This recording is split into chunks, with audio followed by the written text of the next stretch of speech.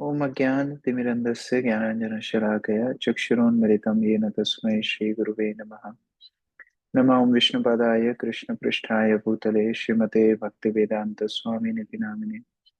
नमस्ते सारस्वतीदेवे गौरवाणी प्रचारणे निर्विशेषशून्यवादी पाश्चात्यदेशधारणे श्रीकृष्ण चैतन्य प्रभु नित्यानंद श्री अद्वैत गदाधर शिवासादि गौर भक्तवृंद। हरे कृष्ण कृष्ण कृष्ण हरे हरे, हरे राम राम राम हरे हरे। श्रीमद् भगवद गीता यथारूप की जय, श्रील प्रभुपाद की जय, समवेत भक्तवृंद की जय। हरे कृष्णा। हम स्वागत करते हैं सभी भक्तों का हमारे भगवद गीता के इस कोर्स में, गीता प्रवेश। और बहुत बहुत शुभकामनाएं जिन लोगों ने भी एग्जाम दिया। हमारे पास लगभग 480 अटेम्प्ट्स हुए हैं टोटल एग्जाम के, और बहुत अच्छा रिजल्ट भी है। हम लोग उसकी सूची ग्रुप पर शेयर कर देंगे। हम लोगों ने अभी तक भगवत गीता के 6 अध्यायों की समरी स्टडी की है। संक्षिप्त में 6 अध्यायों को पढ़ा, और आज से हम अध्याय नंबर 7 में प्रवेश करने जा रहे हैं। इस अध्याय का नाम है भगवत ज्ञान। ये बहुत ही विशेष अध्याय है, बहुत ही विशेष इसकी महत्वता है आध्यात्मिक जीवन में। और इसका नाम भगवत ज्ञान क्यों है, ये जानने के लिए 6वें अध्याय का हम लोग थोड़ा सा रिवीजन कर लेते हैं। 6वें अध्याय को हमने एक छोटे से एक्रोनिम इजी से समझा था। इजी अर्थात ई, एनिमी और फ्रेंड। हमने मन के बारे में देखा था, किस प्रकार अष्टांग योग पद्धति में सबसे महत्वपूर्ण है मन। मन जब असंयमित है, अनियंत्रित है, तब वो हमारा सबसे बड़ा शत्रु है। और मन जब मित्र बन जाता है, कब? जब वो नियंत्रण में होता है, तब वो सबसे अच्छा मित्र है। उसके बाद हमने अष्टांग योग में क्या क्या आवश्यकताएं होती हैं वो भी देखा था। किस प्रकार एकांतवास हो, ब्रह्मचर्य व्रत हो, कैसे आ, जंगल में वास हो, कैसे एक आसन में बैठने का अभ्यास हो, ये सब हमने देखा है। अर्जुन का प्रश्न भी हमने देखा, सक्सेस एंड फेलियर। कैसे अगर कोई योगी अपने प्रयास में असफल हो जाए तो क्या होता है। अगर अल्पकाल के लिए भी भगवान की भक्ति में कोई व्यक्ति रहता है, तो अगले जन्म में उसको एक संभ्रांत परिवार में जन्म मिलता है। और कोई दीर्घ काल तक भक्ति कर रहा हो और अपने पथ से हिल जाए, च्युत हो जाए, तो फिर उसको एक भक्त परिवार में जन्म मिलता है।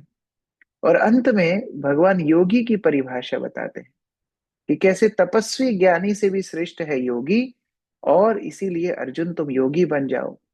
और सर्वश्रेष्ठ योगी कौन है? सर्वश्रेष्ठ योगी वो है जो मुझ में अपने चिंतन को निमग्न करता है।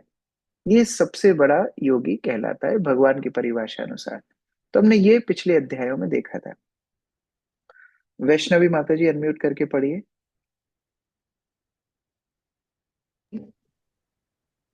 सातवें से लेकर 12वें तक के अध्याय भगवत गीता के सार रूप है। प्रथम 4 तथा अंतिम 6 अध्याय इन मध्यवर्ती 6 अध्यायों के लिए आवरण मात्र है, जिनकी सुरक्षा भगवान करते हैं। तो जो अध्याय अभी तक हमने पढ़े, वो अध्याय एक तरह से कवर पेज है भगवत गीता के। जैसे कोई भी पुस्तक होती है, यहाँ पर ये पुस्तक है, ये पुस्तक का ये कवर पेज है, और उसके बाद फिर मध्य के पेज है, और फिर ये बैक कवर है।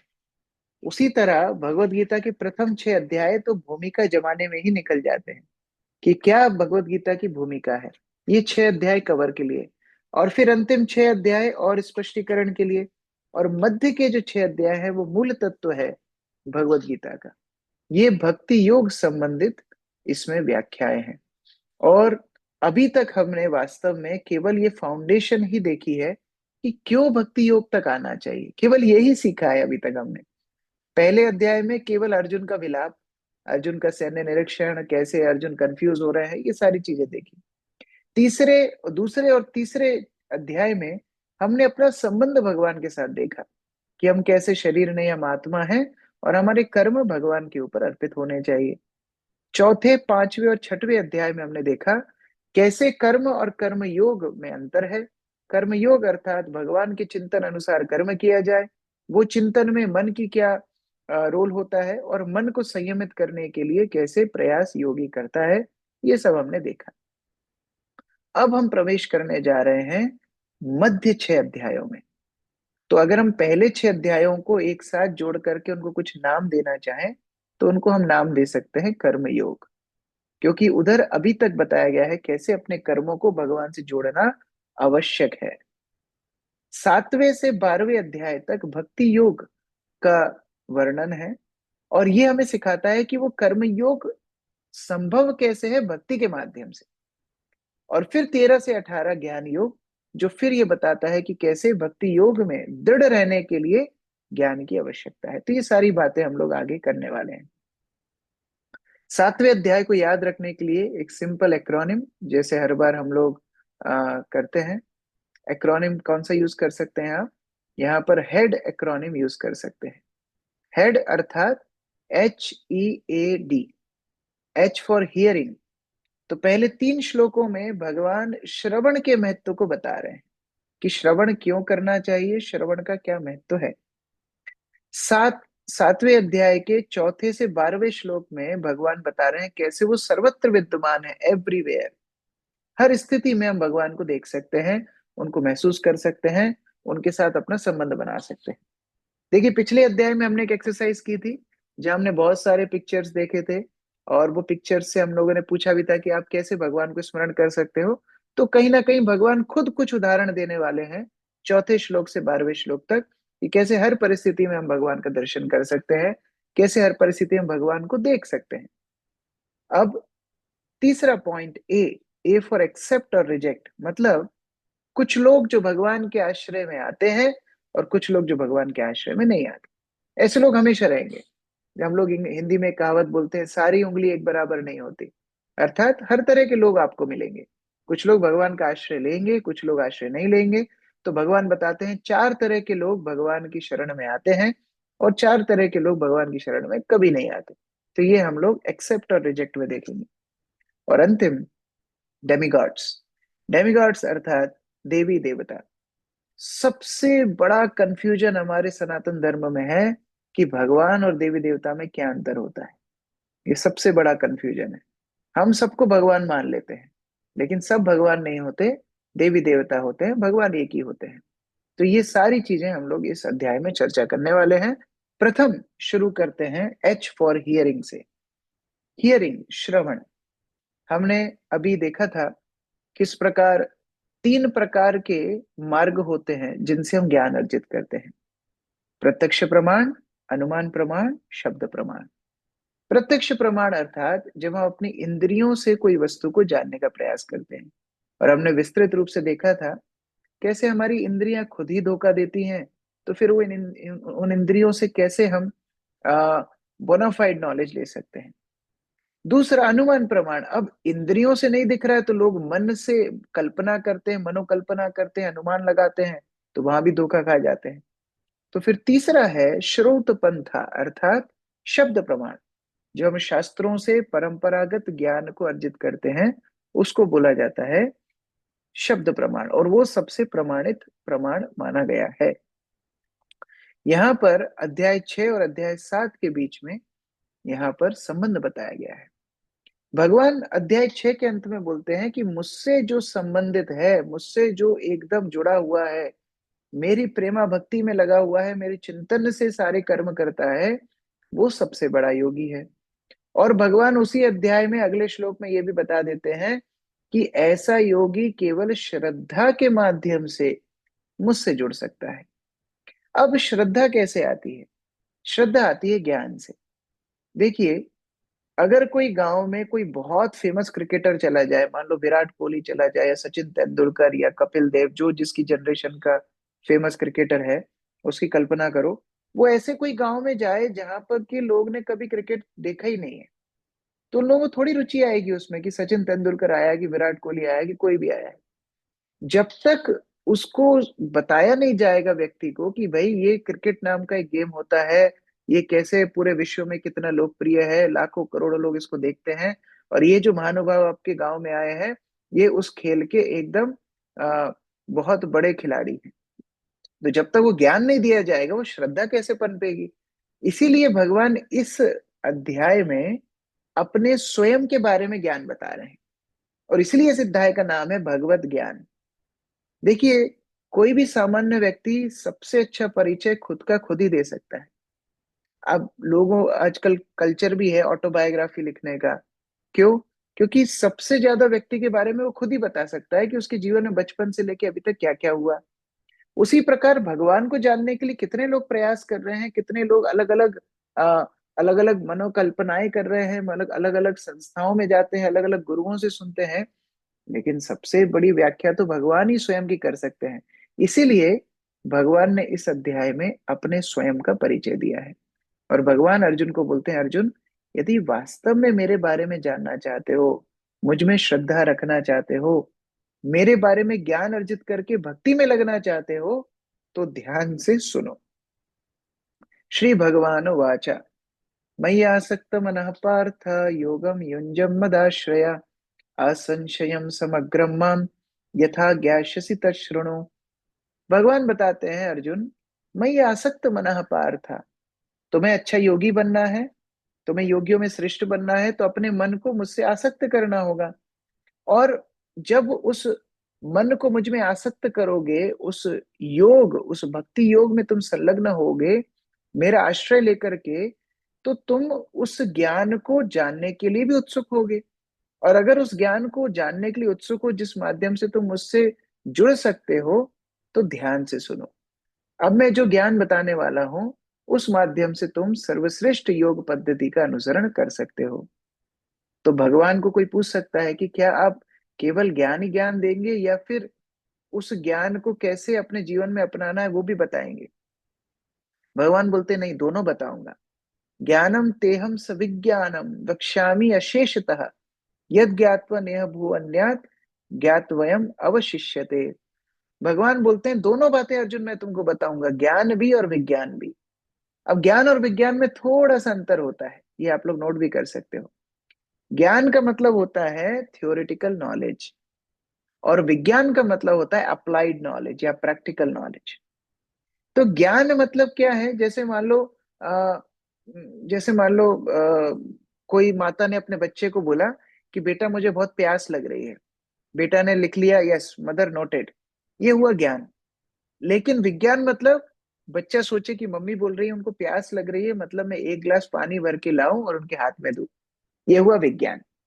तो जब केवल कोरा ज्ञान होता है उसको बोलते हैं ज्ञान, और उसी ज्ञान को जब व्यावहारिक रूप से व्यक्ति अपने जीवन में अपनाता है उसको बोला जाता है विज्ञान। तो जितना हमारे जीवन में हम उस ज्ञान को अपनाएंगे, भगवत गीता के ज्ञान को हमारे व्यावहारिक जीवन में उतार लेंगे, तब वो ज्ञान विज्ञान बन जाएगा। इसीलिए हम लोग हमारे भक्ति जीवन में विधि और निषेध दोनों समझते हैं। क्या क्या चीज करनी चाहिए, क्या क्या चीज नहीं करनी चाहिए। कई लोग बोलते हैं कि अरे आप इतने नियम क्यों लगाते हो। नियम मत करो, भक्ति तो अपने भाव की बात है। देखो, भक्ति भाव की बात है, लेकिन फिर वो ज्ञान अधूरा ही रह जाएगा अगर वो जीवन में व्यवहारिक रूप से उतरेगा नहीं। इसलिए ज्ञान और विज्ञान दोनों की शिक्षा भगवान अर्जुन को दे रहे हैं। अब कोई बोल सकता है, तो क्या सबके लिए संभव है? नहीं। इस मार्ग में जो लोग आते हैं, इस पथ पर जो लोग आते हैं, वो बहुत बहुत बहुत रेयर होते हैं। भगवान बता रहे हैं, मनुष्य नाम सहस्त्रेषु कश्चित तदति सिद्धये यतताम अपि सिद्धानाम कश्चिन माम वेति तत्वतः। भगवान बोलते हैं, हजारों, सहस्त्रेषु मतलब हजारों मनुष्यों में से कोई एक व्यक्ति सिद्धि की कामना करता है। सिद्धि मतलब जीवन में सफल होना चाहता है। और ऐसे कई सिद्धि कामियों में से कोई एक व्यक्ति मुझे जान पाता है। तो बहुत बहुत बहुत बहुत दुर्लभ ये रास्ता है भगवत भक्ति का। यहाँ पर जितने लोग आए हैं वो बहुत बहुत दुर्लभ हैं। देखिए, ये छटाई हमेशा होती है। ट्रक के पीछे आपने देखा होगा, कई बार लिखा होता है, 100 में से 99 बेईमान फिर भी मेरा भारत महान। मतलब 100 में से 99 लोग गलत रास्ते पे ही जाएंगे, एक ही व्यक्ति सही रास्ते पे जाएगा। उसी प्रकार से भगवान यहाँ बोल रहे हैं, हजारों में से कोई एक व्यक्ति सिद्धि की कामना करता है, मतलब 999 गलत मार्ग पे ही जाएंगे। अभी यहाँ पर कोई गलत काम सिखाया जाएगा तो हजारों लोग आ जाएंगे, कोई इंद्र तृप्ति की वार्ता होगी, बहुत सारे लोग आ जाएंगे। इंटरनेट पे आप देखिए, अभी सबसे ज्यादा सर्च की जाने वाली वस्तुएं क्या हैं? अभद्र वस्तुएं हैं। तो गलत चीज में ज्यादा लोग जाते हैं, लेकिन सही मार्ग पे बहुत बहुत चुनिंदा लोग आते हैं। इसलिए श्रील प्रभुपाद उदाहरण दिया करते थे कि देखो, हीरों की दुकान पर कभी भीड़ नहीं होती, भीड़ कहाँ होती है? सब्जी मंडी में होती है। तो भगवान ही भगवत गीता से बता रहे हैं कि कैसे मनुष्य नाम सहस्त्रेषु, हजारों हजारों में से कोई एक बिरला व्यक्ति इस मार्ग पे आएगा और भगवान को जानने की कोशिश करेगा। तो ये ज्ञान कितना महत्वपूर्ण है, 3 श्लोकों में भगवान ने बताया। अब भगवान कुछ अपनी शक्तियों का वर्णन कर रहे हैं। दूसरा एच फॉर हियरिंग, दूसरा ई फॉर एवरीवेयर। कैसे भगवान सर्वत्र विद्यमान है। जैसे हिंदी एक पुराना गाना था, अजी रूठ के कहाँ जाइएगा, जहां जाइएगा हमें पाइएगा। तो ये भगवान के ऊपर लागू होता है कि हम भगवान को छोड़ करके कहीं नहीं जा सकते। जहां कहाँ आपकी दृष्टि पड़ेगी, वहां पर आप भगवान को ही पाएंगे, उनको ही देखेंगे। केवल हमारी दृष्टि शुद्ध होना चाहिए। भगवान कुछ उदाहरण दे रहे हैं। भगवान बोल रहे हैं तुम आसपास में क्या देखते हो? तो हम देखते हैं यहाँ मकान है, बिल्डिंग है, रोड है, पानी है, खाना है, हमारा शरीर है, टेबल है, कुर्सी है। भगवान बोलते हैं ये जो सब चीजें तुम देख रहे हो, वो 8 चीजों से बनी हुई है। क्या है वो 8 चीजें? भूमिर अपो अनलो वायु खम मन बुद्धि रेव च अहंकार इतियम में भिन्ना प्रकृति अष्टधा। ध्यान से सुनिएगा। भूमि, भूमि अर्थात भूमि, पृथ्वी। तो सेल प्रथम तत्व है भूमि। अप, अप अर्थात, अप अर्थात जल। अनलो, अनलो अर्थात अग्नि। वायु, वायु मतलब वायु, और खम मतलब आकाश। तो पृथ्वी, जल, अग्नि, वायु, आकाश, जिनको हम पंच महाभूत बोलते हैं, इनका ही तो सब कुछ बना हुआ है। और ये होते हैं 5 स्थूल तत्व। स्थूल मतलब ग्रॉस, जिनको आप देख सकते हो, छू सकते हो या महसूस कर सकते हो। इनके ऊपर होते हैं 3 सूक्ष्म तत्व, मनो बुद्धिर एवचा अहंकार इतियम। मन, बुद्धि, अहंकार, ये 3 होते हैं सूक्ष्म तत्व। अब थोड़ी फिलॉसफी है, लेकिन ध्यान से सुनिए, आपको समझ में भी आएगा और ये हमेशा आपको याद भी रहेगा। पंच महाभूत बचपन से हमको याद है, पृथ्वी, जल, अग्नि, वायु, आकाश। और 3 सूक्ष्म तत्व, मन, बुद्धि, अहंकार। 5 और 3 8 हुए। भगवान बोलते हैं भिन्न प्रकृति अष्टधा, अष्ट मतलब 8।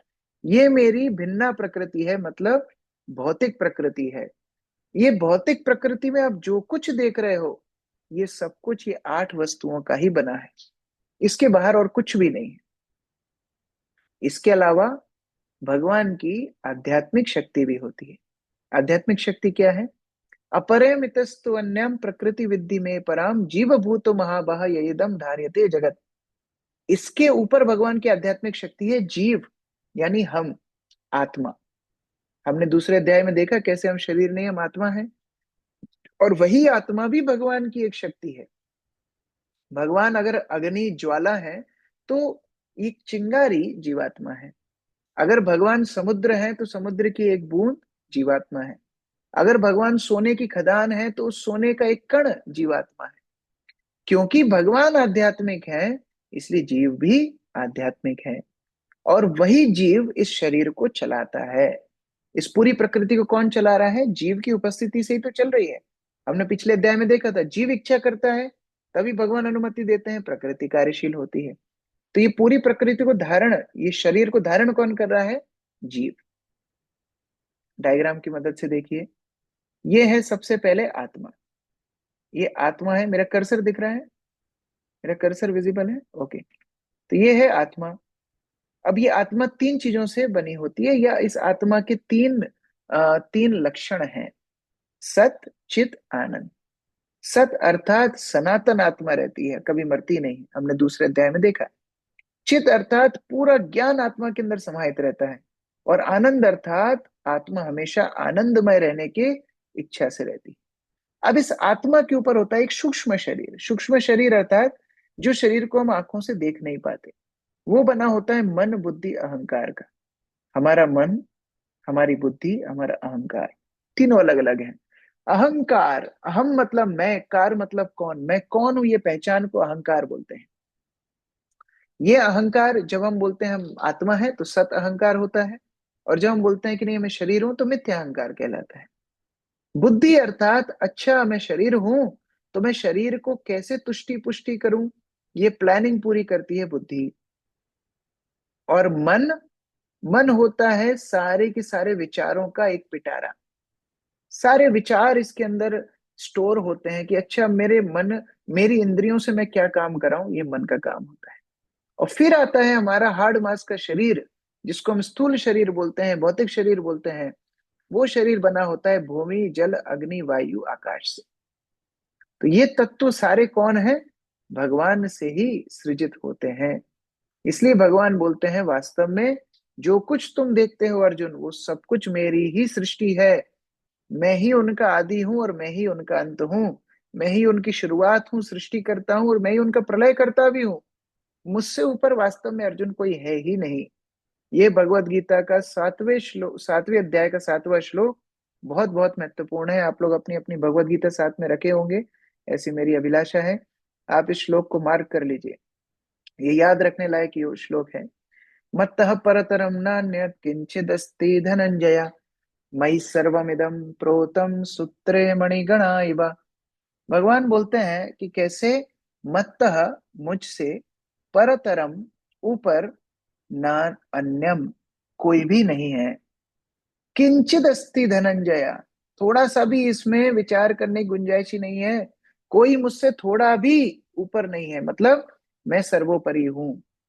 और मई सर्वम इदम प्रोतम सूत्रे मणिगणा एवं, जैसे सारे के सारे मोतियां धागे के ऊपर बुने होते हैं एक माला के लिए, उस माला का आधार है धागा।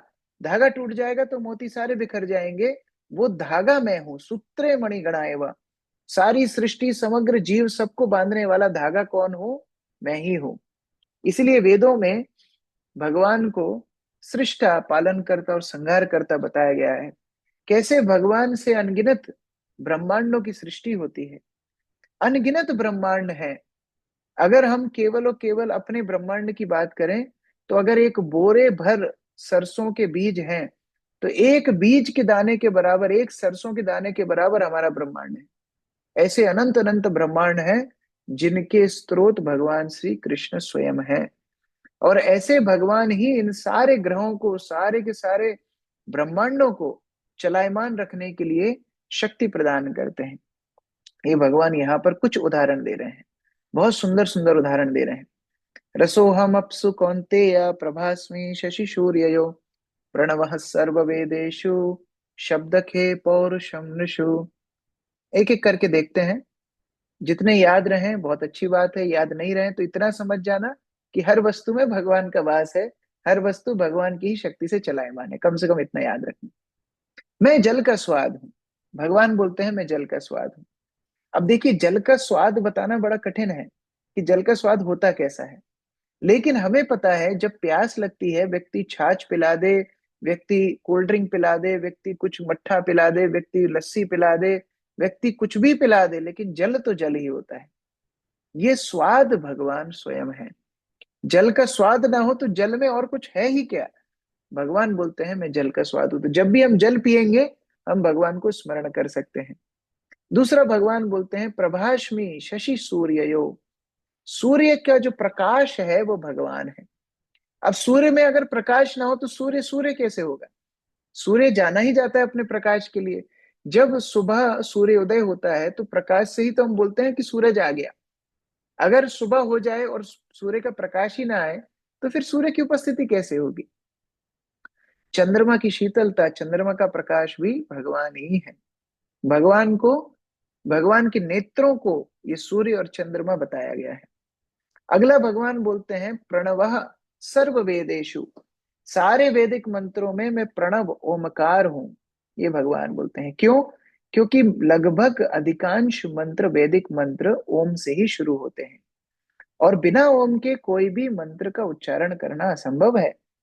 इसलिए भगवान बोल रहे हैं उन सभी वेदों में, वेद मंत्रों में मैं ओमकार हूं। अर्थात अगर भगवान की उपस्थिति ना हो तो कोई भी वस्तु बिल्कुल बेकार हो जाएगी। शब्द खे, मैं आकाश में शब्द हूं।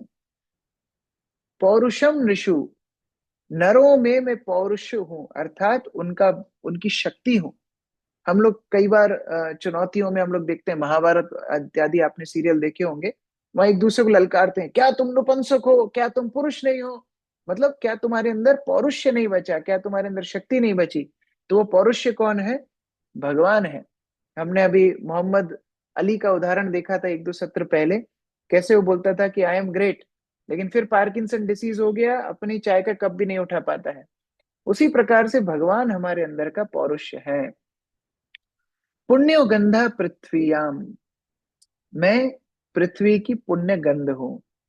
जब बारिश होती है तो ये गंध हमको सूंघने के लिए मिलती है, बड़ी सुगंधित सौंधी सौंधी सी जो सुगंध आती है पृथ्वी की, वो पृथ्वी की गंध।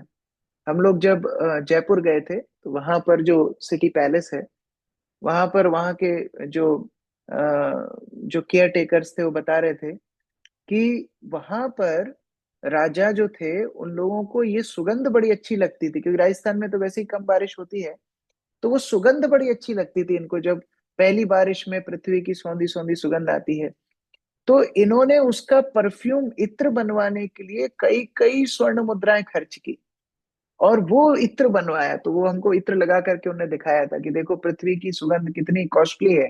हमने कहा ये तो भगवान फ्री में देते हैं, भगवान खुद पृथ्वी की सुगंध है। दूसरी तरह से आप ऐसा समझ सकते हो कि जब पेड़ पृथ्वी से पोषण प्राप्त करके बढ़ते हैं, अब बीज में तो कोई खुशबू नहीं होती, लेकिन उसी बीज से जब पेड़ बढ़ता है, उस पेड़ पे फल फूल इत्यादि आते हैं, उनमें सुगंध कहाँ से आती है? वो सुगंध पृथ्वी से ही आती है। इसलिए पृथ्वी की गंध भगवान स्वयं है।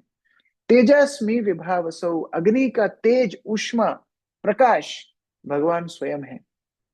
इसी प्रकार जितने जीव देखते हैं हम अपने आसपास, उन सभी जीवों का जीवन भगवान है। इतने पूरी प्रकृति है विस्तृत, लाखों करोड़ों जीव टहल रहे हैं, घूम रहे हैं, मस्ती कर रहे हैं, उन सबका जीवन कौन है? भगवान स्वयं है। छोटी सी वीडियो है।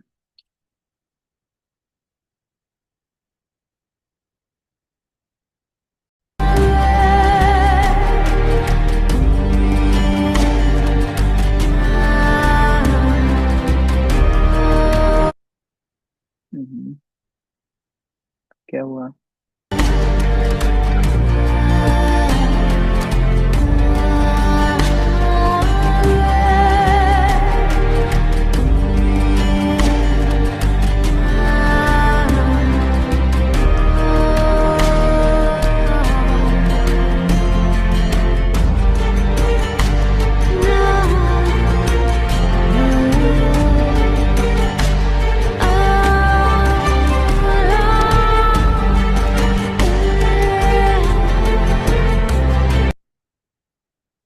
तो ये सारे जीवों का जीवन भगवान स्वयं है, ऐसा भगवान गीता में बता रहे हैं।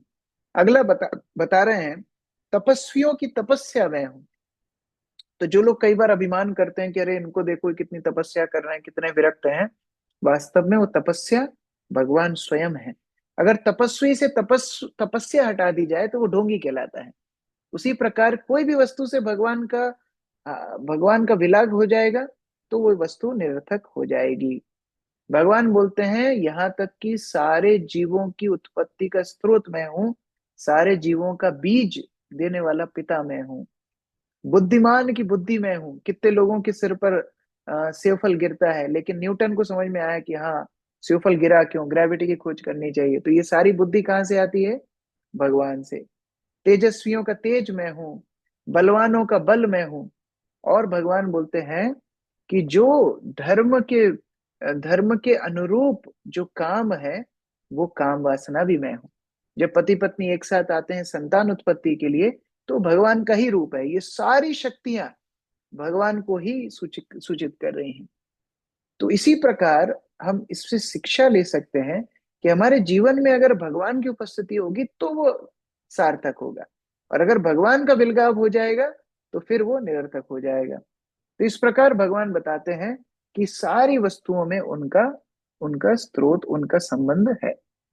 आपको ये सोच सकता है कि अच्छा इसका मतलब भगवान भी हमारे जैसे हैं? नहीं, भगवान इन सब में लिप्त नहीं होते। हम पहले भी पढ़े थे कि भगवान किसी कर्म में लिप्त नहीं होते, वो आध्यात्मिक है। जन्म कर्म च मे दिव्यम एवं यो वेति तत्वतः।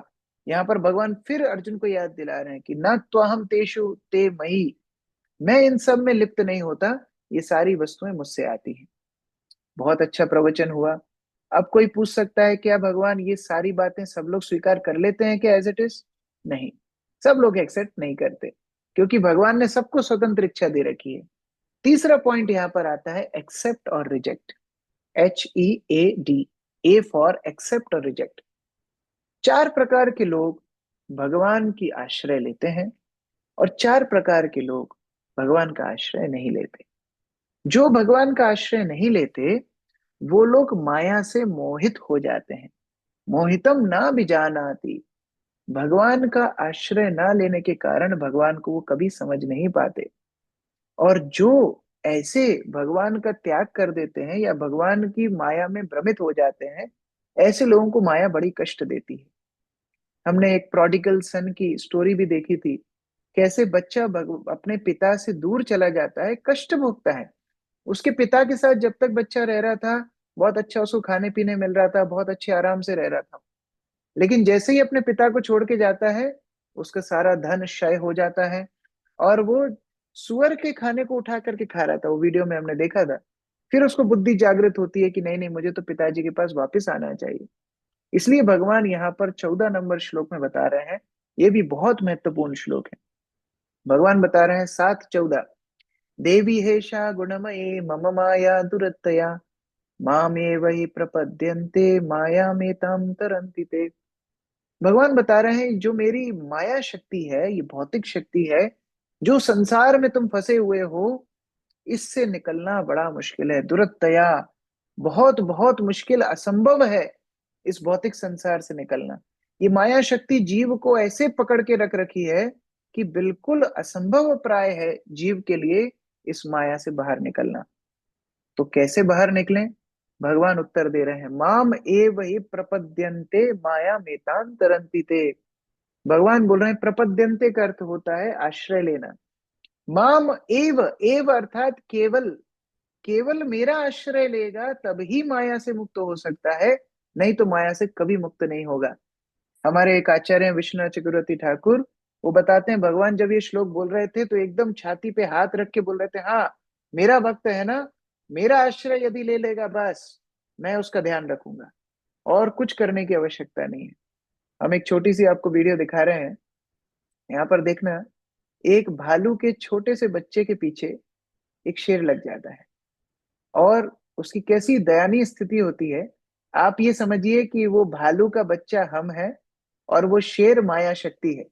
माया शक्ति जीव को कैसे पकड़ती है, कैसे ग्रसित करती है, और कैसे ये भालू का बच्चा बच जाता है, आप लोग थोड़ा देखने का विचार कीजिए। बहुत ध्यान से वीडियो देखना।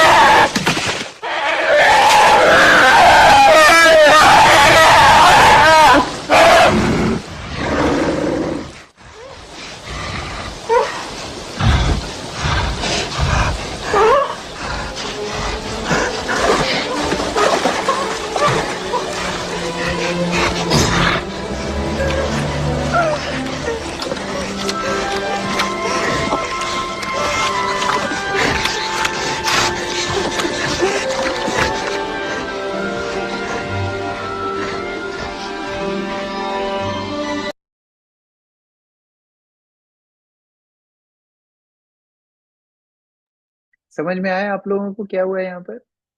किस प्रकार माया रूपी शेर उस बच्चे को पकड़ने का प्रयास कर रही थी, कितना वो संघर्ष कर रहा था अपने आप से बचने के लिए। कभी वो ऊपर से गिरा, पानी में गिरा, फिर उसने पकड़ लिया, उसको कहीं चोट भी लग गई, खून भी निकलने लगा। लेकिन जैसे ही उसने माँ को पुकारा, पीछे से माँ आ गई, और फिर माँ ने जो चित्कार की, माँ ने जो दहाड़ लगाई, वो शेर वहां से भाग गया। तो ये होता है, माँ में वही प्रपद्यन्ते माया मेतान तरंती ते। तो हम बहुत प्रयास करते हैं माया शक्ति से मुक्त होने के लिए, हम लोग बहुत सारी वस्तुओं से आच्छादित हो जाते हैं, बार बार इस माया रूपी संसार में फंसने लगते हैं। लेकिन जब हम भगवान को पुकारते हैं, हरे कृष्ण कृष्ण कृष्ण हरे हरे, हरे राम राम राम हरे हरे, ये पुकार है, बच्चे की पुकार है माँ के लिए। इसी तरह जीव की पुकार है भगवान के लिए। और जब हम ऐसा भगवान को पुकारते हैं, माया मेतान तरंती थे, भगवान माया से जीव को मुक्त कर देते हैं। देखो, माया शक्तिशाली है, ये भौतिक संसार शक्तिशाली है, लेकिन भगवान इस माया के भी शक्ति के स्रोत हैं। इसलिए भगवान का आश्रय लेना चाहिए। अब ये सुन करके तो सबको आश्रय ले लेना चाहिए भगवान का, लेकिन भगवान बोलते नहीं, चार दुष्ट ऐसे हैं जो फिर भी मेरा आश्रय नहीं लेते। भगवान बोलते हैं, नामाम दुष्कृत नो मूढ़ा प्रपद्यन्ते नराधमः माया या प्रतः ज्ञान आसुरम भावम आश्रिता। चार ऐसे लोग हैं फिर भी मेरा आश्रय नहीं लेते, उनको बोलते हैं दुष्कृतिनः। कृति अर्थात होता है कार्य, कोई वस्तु को सिद्ध करना, कार्य करना, कृति। दुष्कृति अर्थात जो हमेशा बुरे काम विकर्म ही करते रहते हैं, ऐसे होते हैं दुष्कृति। ऐसे दुष्कृति मेरे आश्रय में नहीं आते। कौन कौन? नामम दुष्कृतिनो मूढ़ा।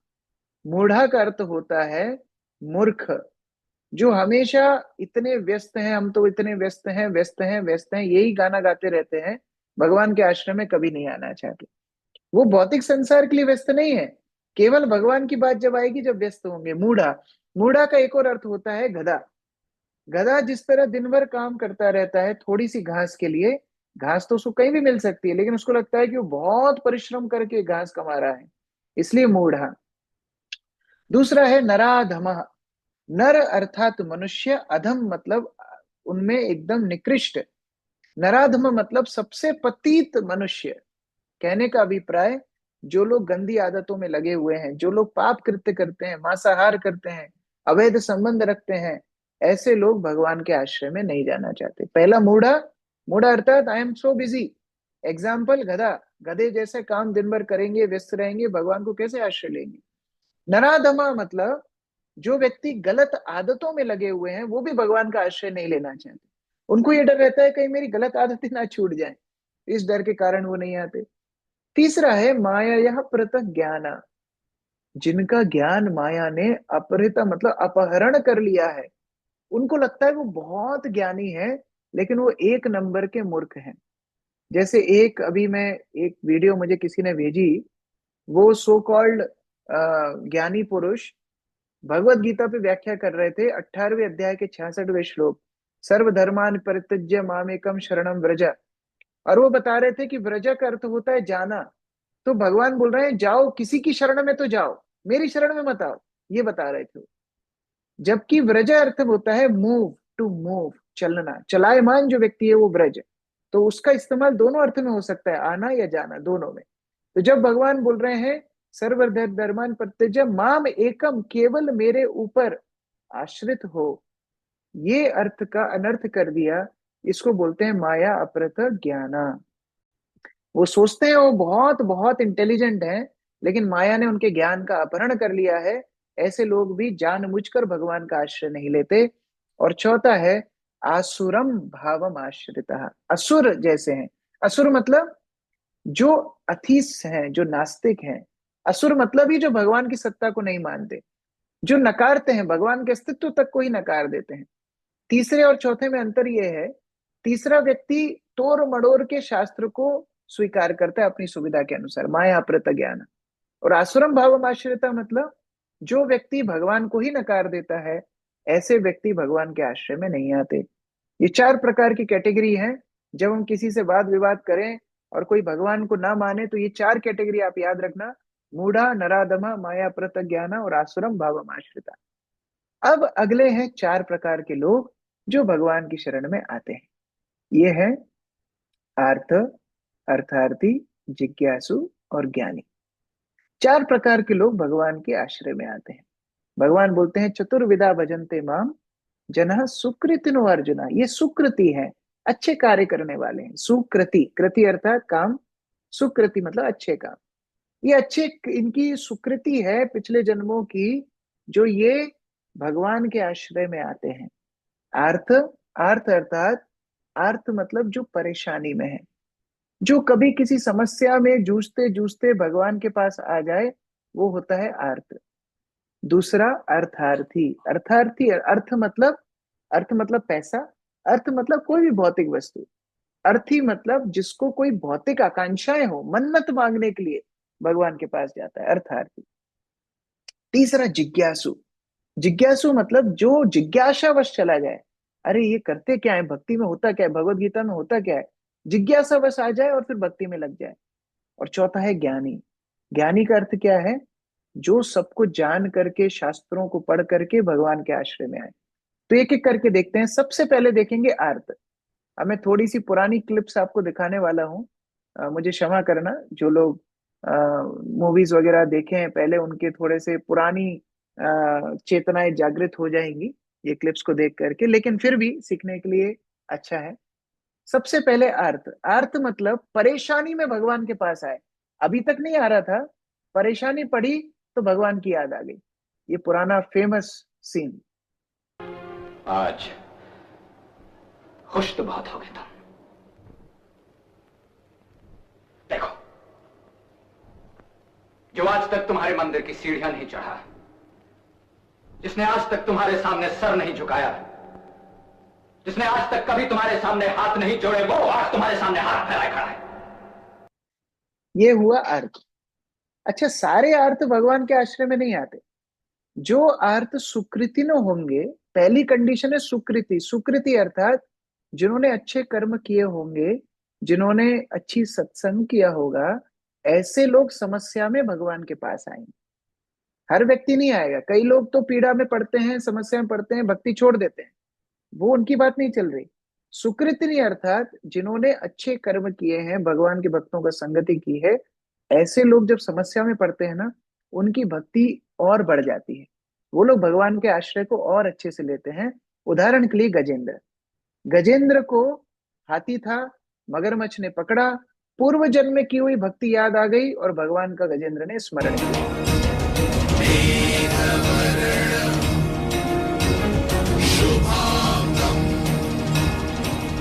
गजेंद्र ने अपनी सूंड में श्री कमल को पकड़ा और अत्यंत करुण स्वर में कहा,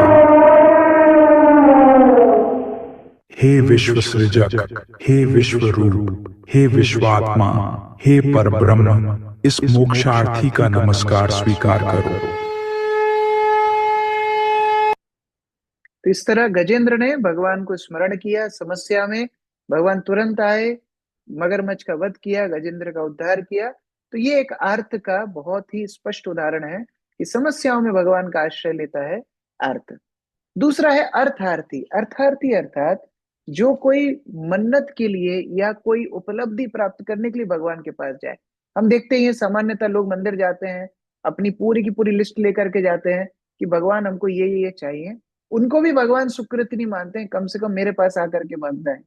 दूसरा आपको फेमस मूवी का एक सीन दिखाते हैं। प्रभु, संसार में ऐसी कोई बात तो है नहीं जो तुमसे छुपी हो, तुम तो सब जानते हो। देखो, मैं ये तो नहीं कहती कि तुम्हें याद नहीं होगा, लेकिन फिर भी अपनी तरफ से कह देना अच्छा होता है। आज सोमवार है, बस एक छोटी सी विनती है प्रभु। देखो, जरा देखो, ये तांगे की लगाम खींचते खींचते हाथ ऐसे हो गए हैं जैसे घोड़ी के घुर। अरे तुम्हारे लिए क्या मुश्किल है, बस ऐसी जगह बात लगाओ प्रभु की बसंती रानी बनकर राज करे, यूं कि मजा आ जाए जिंदगी का। ये होते हैं अर्थार्थी, अपनी आकांक्षाओं को पूरी करने के लिए भगवान के पास जाते हैं। मैं ये उदाहरण इसलिए नहीं दिखा रहा कि आप ये सेशन के बाद एक एक मूवी की याद आ जाए और एकदम 3-3 घंटा बैठ करके देखो। ये केवल उदाहरण के लिए मैं यहाँ पर दिखा रहा हूँ। कहने का अर्थात, कोई वस्तुओं को प्राप्त करने के लिए जब आकांक्षा मन में होती है, उस आकांक्षा को पूरी सुकृतिन व्यक्ति भगवान के माध्यम से करता है। जो दुष्कृतिन है वो क्या करेगा? लूटेगा, दूसरों को धोखा देगा, किसी भी प्रयास से अपनी इच्छाएं पूरी करेगा। लेकिन जो सुकृतिन होगा वो व्यक्ति अर्थार्थी यानी कोई वस्तु को प्राप्त करने के लिए भगवान के पास जाएगा। एक इसका सकारात्मक उदाहरण है ध्रुव महाराज। ध्रुव की माता ने उनको उलाहना दिया, बेमाता ने, वास्तव में उनकी जो सौतेली माता थी सुरुचि, उन्होंने बोला कि आप पिता की गोदी में नहीं बैठ सकते, अगर आपको पिता की गोदी में बैठना है तो आपको पहले नारायण की तपस्या करनी होगी, मेरे गर्भ से जन्म लेना होगा, और तभी आप अपने पिता की गोदी में बैठ सकते हो। तो ये राज्य की आकांक्षा लेकर के ध्रुव भगवान के आश्रय में जाता है और भगवान उसको अपना आश्रय प्रदान करते हैं। तो ये हो गए अर्थार्थी ध्रुव महाराज।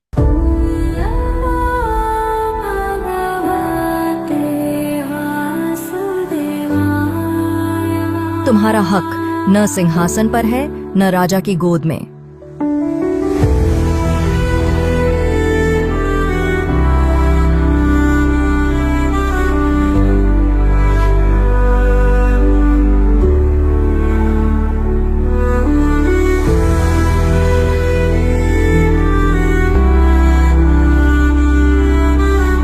भगवान विष्णु इतने घने वन में कहाँ मिलेंगे?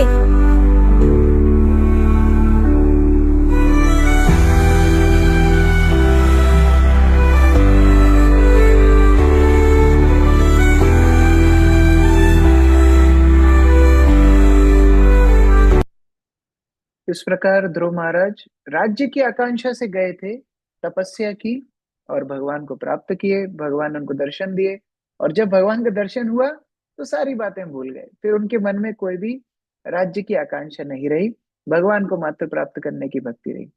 तीसरा होता है जिज्ञासु। जिज्ञासु अर्थात जो व्यक्ति केवल उत्सुकता रहती है उसको जानने की, अरे ये इस्कॉन वाले विदेशी संस्था तो नहीं है, ये पैसा विदेश तो नहीं भेजते, ये लोग हरे कृष्ण महामंत्र का जप क्यों करते हैं, गीता इनको आती है कि नहीं, थोड़ा इनसे सीख के देखता हूँ, ज्वाइन करके देखता हूँ कहीं ये लोग मेरे क्वेश्चन का आंसर दे पाते हैं कि नहीं। तो ऐसी जिज्ञासावश आते हैं और फिर भक्ति में जुड़ जाते हैं, भगवान का आश्रय ले लेते हैं। उदाहरण है सुत गोस्वामी के सामने बैठे हुए सौनक आदि ऋषि। 88,000 सौनक आदि ऋषि सुत गोस्वामी से प्रश्न पूछते हैं और उन प्रश्नों का उत्तर सुनने के लिए इतने लालायित हैं कि बोलते हैं बस कृष्ण कथा बोलते जाओ, हम तृप्त नहीं हो रहे हैं, हम सुनना चाहते हैं और जानना चाहते हैं। ये उत्सुकता अवश्य व्यक्ति भगवान की सेवा में आ जाता है, भगवान की भक्ति में लग जाता है। चौथा है ज्ञानी। ज्ञानी व्यक्ति वो है जो शास्त्र पढ़ लिया हो, जो भगवत मार्ग में बढ़ना चाहता हो, आध्यात्मिक मार्ग में चलना चाहता हो और भगवान के आश्रय में। ऐसे लोग बड़े विरले होते हैं, जैसे चतुष कुमार। 4 कुमार जो ब्रह्मा के प्रथम पुत्र हैं, प्रथम मानस पुत्र हैं। जन्म लेते ही ब्रह्मा जी उनको बोलते हैं बच्चों अब सृष्टि को आगे तुमको बढ़ाना है, तो ये लोग मना कर देते हैं, नहीं नहीं हम तो भगवान के ऊपर आश्रित रहेंगे। ब्रह्मा जी बोलते हैं ठीक है, अभी तुम बच्चे हो ना, तुमको ज्यादा पता नहीं है, तुम जब बड़े होगे तो तुम्हारी शादी वादी करा देंगे, फिर तुम बढ़िया संसार बढ़ाना। तो ये निश्चय करते हैं ठीक है, फिर हम बड़े ही नहीं होंगे, हम 5 वर्ष के ही रहेंगे। और ये भगवान की भक्ति में इतने निमग्न होते हैं, एक बार वैकुंठ जाते हैं, भगवान के दर्शन मात्र से, भगवान के चरणों की तुलसी की सुगंध मात्र लेने से भगवान के भक्त बन जाते हैं। तो ऐसे होते हैं ज्ञानी, जो पहले से ही संसार से विरक्त होते हैं, भगवान के आश्रम में आके शुद्ध भक्ति में लग जाते हैं। भगवान बोलते हैं सबसे अच्छा है ज्ञानी इन चारों में से। क्यों? अर्थ जो समस्या के लिए भगवान के पास आए, कई बार ऐसा होता है समस्या का समाधान होके भगवान को भूल जाते। दूसरा अर्थार्थी, कई बार जब भगवान के पास हम कुछ मन्नत मांगने जाते हैं, मन्नत पूरी हो जाती है, हम भगवान को भूल जाते हैं। तीसरा है जिज्ञासा। जिज्ञासा पूरी हो जाती है, फिर व्यक्ति वापस दूर चला जाता है। लेकिन ज्ञानी पुरुष ये समझ गया है कि मैं भगवान का नित्य दास हूँ, मैं जीवात्मा हूँ, मुझे भगवान के ही आश्रय लेना है, इसलिए सबसे बेहतर, सबसे उच्चतर, सबसे उदार भगवान बुलाते हैं ज्ञानी को।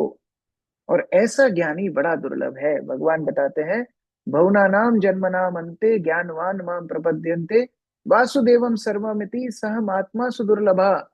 ऐसे कई कई ज्ञानियों में से कोई एक विरला ज्ञानी होता है जो कई कई जन्मों बाद इस मंतव्य तक, इस कंक्लूजन पे पहुंचता है कि वासुदेव सर्वमिति, भगवान वासुदेव, भगवान कृष्ण ही सब वस्तुओं के स्रोत हैं। ऐसा व्यक्ति महात्मा कहलाता है, और वो सबसे दुर्लभ है।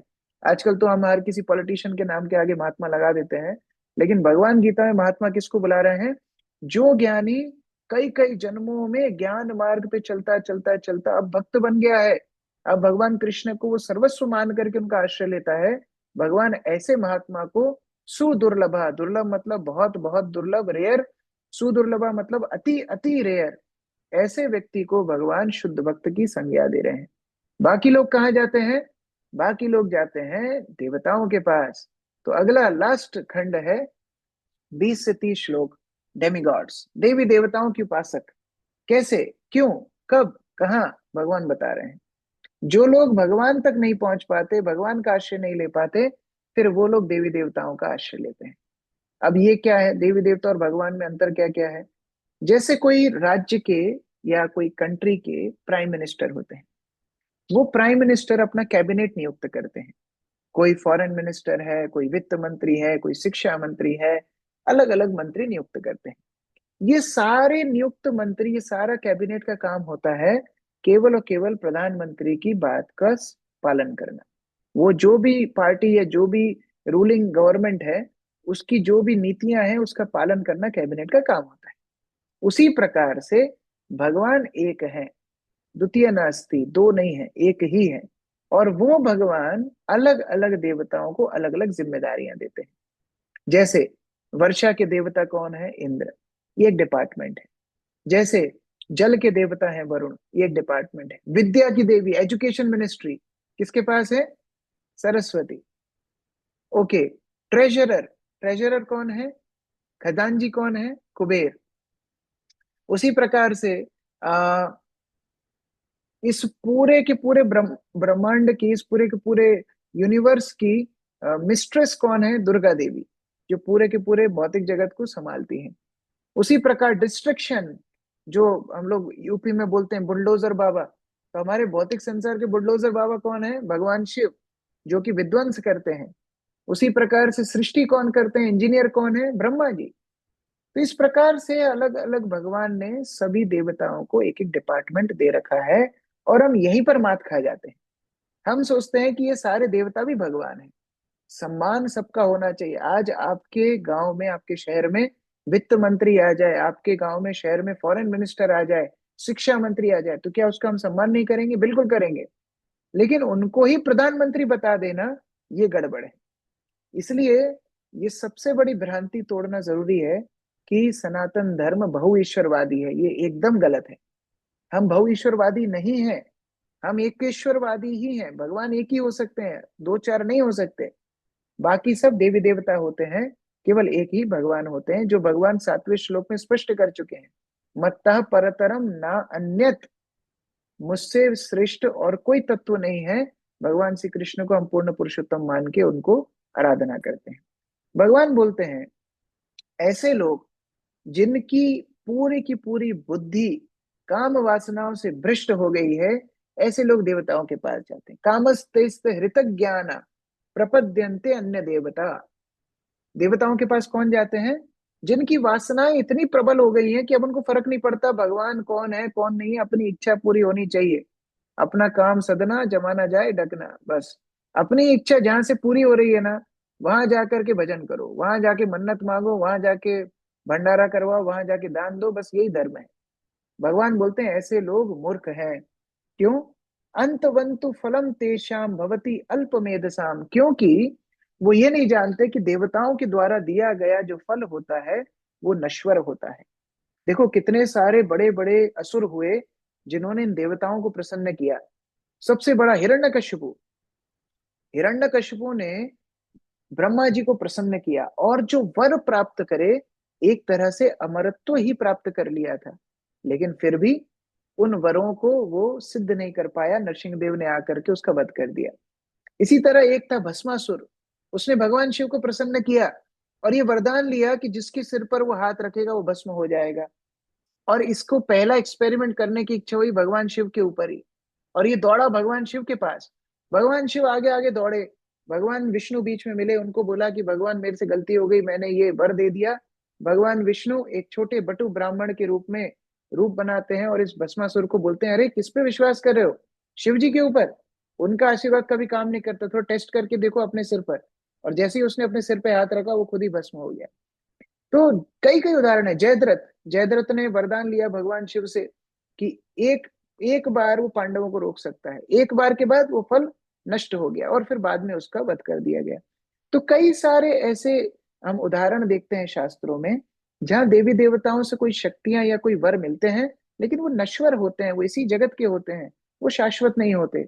जबकि भगवान जिसके साथ होते हैं, यत्र योगेश्वर कृष्णा यत पार्थो धनुर्धरा तत्र शीर विजयो, वहां विजय निश्चित होती है और शाश्वत रूप से भगवान अपने भक्तों की रक्षा करते हैं। कौन्ते प्रति जानी ही नामे भक्त प्रणश्यति।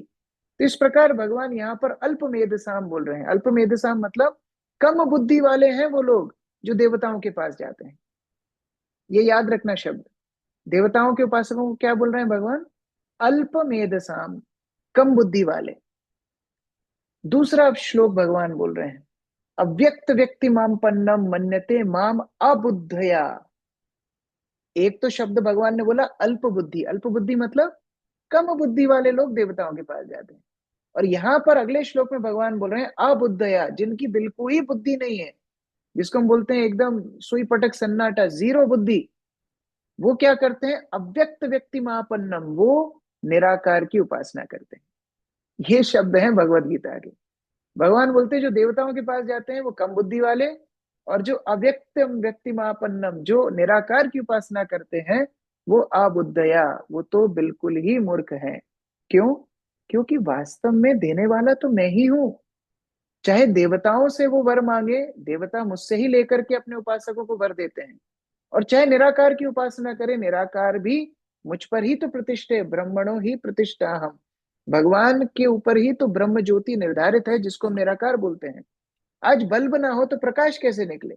सूर्य ना हो तो रोशनी कैसे निकले? उसी प्रकार से भगवान ना हो तो उनका निराकार भी कैसे होगा, उनकी शक्तियां कैसे विद्यमान होंगी? तो भगवान इन दो श्लोकों में बहुत क्रांतिकारी वचन बोल रहे हैं, जो हमारे सनातन धर्म में हमको जानना बड़ा आवश्यक है। भगवान एक तो देवी देवताओं की पूजा के लिए मना कर रहे हैं, और दूसरा सम्मान करो, लेकिन उपासना, पूजा, शरणागति केवल भगवान की होनी चाहिए। और दूसरा अबुद्धया, निराकार को अबुद्धया बता रहे हैं। अब देखो, व्यक्ति निराकार की उपासना कर ही नहीं सकता, उसको कहीं ना कहीं भगवत तत्व को समझना ही होगा। अब जो व्यक्ति भगवान को प्रार्थना करता है, वो प्रार्थनाएं भगवान बिना कान के कैसे सुनते हैं?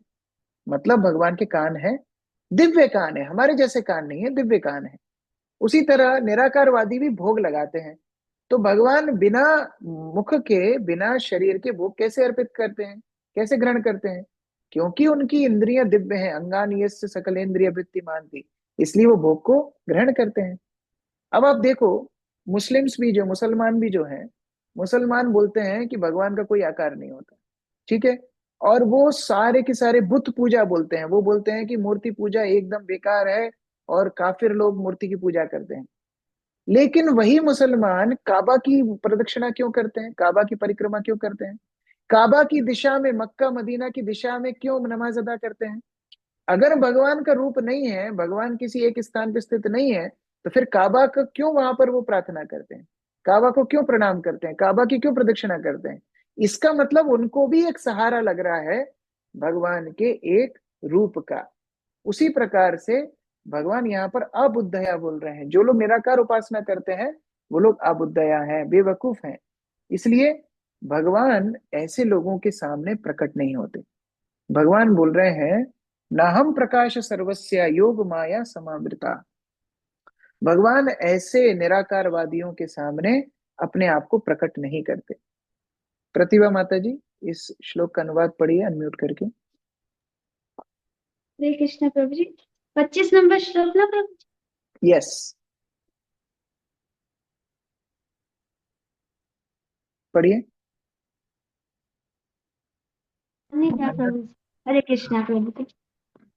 मैं मूर्खों तथा अल्पज्ञों के लिए कभी भी प्रकट नहीं हूँ।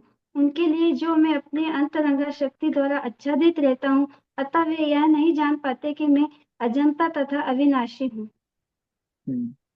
तो भगवान अपने आप को रिजर्व्ड रखते हैं ऐसे मूर्खों से जो उनको निराकार मानते हैं। देखो, भगवान हर व्यक्ति को ये यथामाम प्रपद्यन्ते, आप उनको मूर्ति मानोगे वो मूर्ति जैसा व्यवहार करेंगे, आप उनको निराकार मानोगे वो निराकार जैसा व्यवहार करेंगे, आप उनको देवी देवताओं में ढूंढोगे वो देवी देवताओं के माध्यम से आपकी इच्छाएं पूरी कर देंगे। लेकिन जो व्यक्ति बुद्धिमान है, जो व्यक्ति केवल और केवल भगवान के आश्रय में रहना चाहता है, वो भक्ति के माध्यम से भगवान को आश्रय लेता है। अब इसका मतलब ये नहीं है कि माया भगवान को ढक लेती है, नहीं। सूर्य के सामने जब बादल आ जाता है हम बादल को नहीं देख पाते, बादल सूर्य को नहीं ढकता है, बादल हमारी दृष्टि को ढकता है। उसी तरह माया शक्ति हमारी दृष्टि को ढक लेती है, हम भगवान को नहीं देख पाते, हम भगवान को नहीं समझ पाते। इसलिए भगवान अपने और जीव के बीच में अंतर अंतिम कुछ श्लोकों में बता रहे हैं कि वेदाहम समतीतानि वर्तमानि च अर्जुना भविष्यानि च भूतानि माम तु वेद न कश्चन। हे अर्जुन, जो कुछ घट चुका है, जो कुछ हो रहा है और जो कुछ भविष्य में होने वाला है, वो सब कुछ का ज्ञाता मैं हूं और कोई इन सब वस्तुओं को नहीं जान सकता। और इसीलिए जो व्यक्ति इच्छा द्वेष समुत्थेन द्वंद्व मोहेन भारतः सर्वभूतानि सम्मोहम सर्गे यान्ति परंतपः। इसलिए जो लोग काम क्रोध लोभ मद मोह मात्सर्य इच्छा द्वेष द्वंद्व इत्यादि से ग्रसित हैं, अर्थात भौतिक जगत में फंसे हुए हैं, ऐसे लोग मुझे कैसे जान पाएंगे? मुझे जानने के लिए तो तुम्हें शुद्ध होना पड़ेगा। जो सारे पापों से, ये शाम तो अंतगतः पापम, जो सारे पापों से मुक्त हो जाते हैं, पुण्य कर्म के पथ पर चलते हैं, जो द्वंद्व से मुक्त होकर के धर्म के पथ पर अवलंबन करते हैं, ऐसे लोग मेरे भजन में, ऐसे लोग मेरी भक्ति में अनुरुक्त हो सकते हैं। ऐरा कहरा नत्थु कहरा नहीं।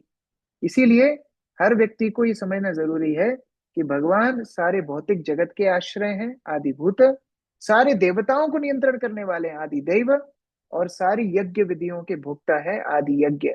अगर कोई व्यक्ति भगवान को समग्र सृष्टि का स्रोत, नियंता और भोक्ता मानेगा, तभी वो उनकी भक्ति में संलग्न हो पाएगा। तो इस प्रकार इस अध्याय में भगवान बहुत सटीक रूप से अपने बारे में ज्ञान दे रहे हैं, क्योंकि कई लोग बोलते हैं भगवान का आकार नहीं है, उसका उत्तर भी इस अध्याय में भगवान बोल रहे हैं, नहीं, निराकार नहीं हूं मैं, साकार हूं। कई लोग बोलते हैं कई देवी देवता, आप हिंदू लोग तो कितने मूर्ख हो, 33 करोड़ देवताओं को पूजा करते हो, भगवान उसका स्पष्टीकरण भी कर रहे हैं, नहीं, कामस्तेस्त हृतक ज्ञान, कम बुद्धि के लोग देवी देवता के पास जाते हैं, मेरे भक्त तो केवल मेरा आश्रय लेते हैं। और सारी प्रकृति स्वतंत्र नहीं है, भगवान के ही शक्ति से चलती है, ये भी भगवान इस अध्याय में बताते हैं। इसलिए इस अध्याय का नाम क्या है? भगवत ज्ञान। तो हम लोग एक बार इसके एक्रोनियम को एक और बार देख लेते हैं, HEAD, इस अध्याय को याद रखने के लिए। H फॉर हियरिंग, भगवान श्रवण के महत्व को बताते हैं। E फॉर एवरीवेयर, किस तरह भगवान सर्वत्र विद्यमान है। तीसरा एक्सेप्ट और रिजेक्ट, 4 तरह के लोग भगवान के आश्रय में आते हैं और 4 तरह के भगवान के आश्रय में नहीं आते। और चौथा D फॉर डेमिगॉड्स, कौन कौन लोग भगवान को छोड़ करके देवताओं के उपासक बन जाते हैं, निराकार के उपासक बन जाते हैं। अंतिम चरण अध्याय में इसको बताया गया है। हरे कृष्ण। श्रीमद् भगवद गीता यथारूप की जय। सप्तम अध्याय भगवत ज्ञान की जय। श्रील प्रभुपाद की जय। किसी का कोई प्रश्न है तो आप हैंड रेज कर सकते हैं या चैट बॉक्स में भी डाल सकते हैं। अच्छा, चैट बॉक्स में कुछ नंबर्स आ रहे हैं, अनिकेत प्रभु आप गैदर करके ग्रुप में उनको ऐड कर लेना। और जो प्रश्न आ रहे हैं you can send me on my WhatsApp. Yes, जय साहू माता जी, अनम्यूट कीजिए। हरे कृष्ण प्रभु जी, धर्मत प्रणाम प्रभु जी। यस। ये प्रभु जी, जैसे हम कोई भी जीव की हत्या करते हैं तो उससे हमें पाप लगता है। जैसे मैं ये पूछना चाह रही हूँ प्रभु जी कि जैसे हम लोग डेली हम लोग घर में मॉर्टिन वगैरह जलाते हैं ताकि मच्छर हमें ना काटे, उससे हमारे जलाने से, अगरबत्ती वगैरह जलाने से कितने सारे मच्छर मर जाते हैं प्रभु जी, तो क्या उसका भी पाप हमें लगेगा प्रभु जी? बिल्कुल लगता है, 100% लगता है। इसलिए साफ सफाई रखना और ऐसे कुछ मेथड्स जिनसे हम धुआं कर सकते हैं, खिड़कियां खोल सकते हैं जिससे वो लोग बाहर निकल जाएं और फिर हम खिड़कियों को बंद कर लें, ऐसे कुछ कार्य कर सकते हैं। एकदम ही जहां आवश्यक हो वहीं पर ऐसे कुछ साधन लेने चाहिए। जितना यथासंभव हो किसी भी जीव की हत्या नहीं करनी चाहिए। KS राठौर जी, अनम्यूट कीजिए।